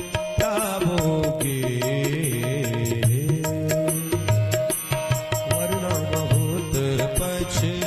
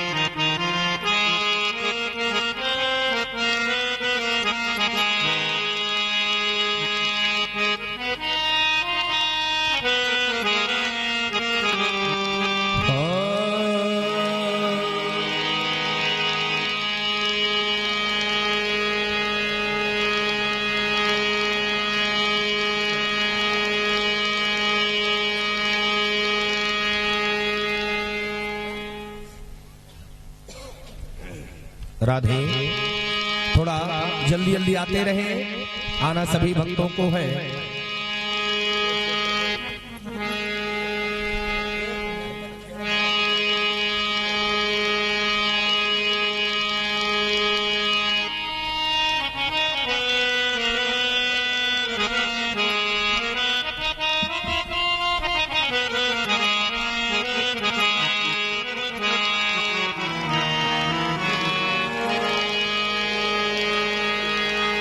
और अभी सुदामा जी की झांकी शेष है, राधा कृष्ण की सुंदर झांकी शेष है।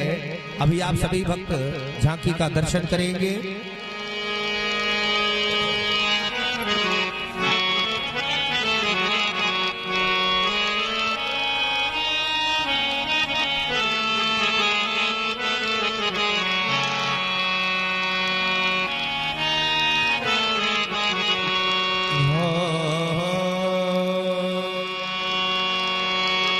अरे नरपत खेड़ा नगर के वासी,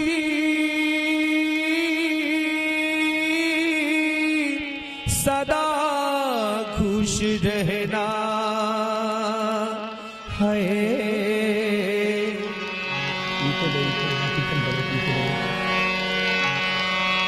अरे नरपत खेड़ा नगर के वासी, सदा खुश रहना।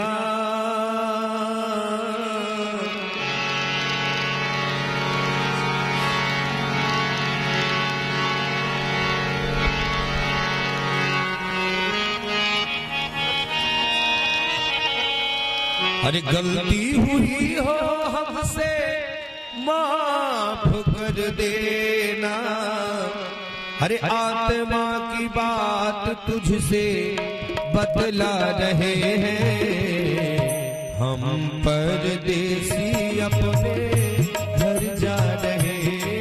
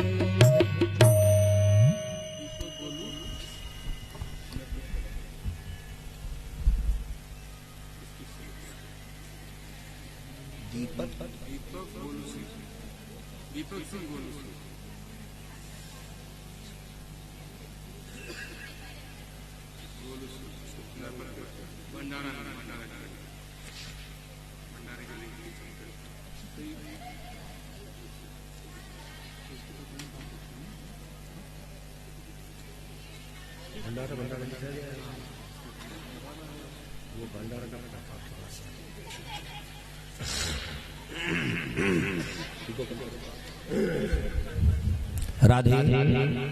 आइए, कुछ भक्तों का योगदान आया है। जैसे आप सुमन त्रिपाठी जी, आपकी तरफ से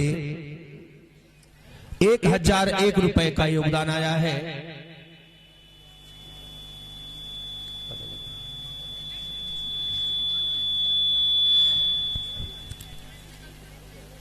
आप सुमन त्रिपाठी जी, आपकी तरफ से 1001 रुपए का योगदान है। जोरदार ताली बजाएंगे आप सभी भक्तगण।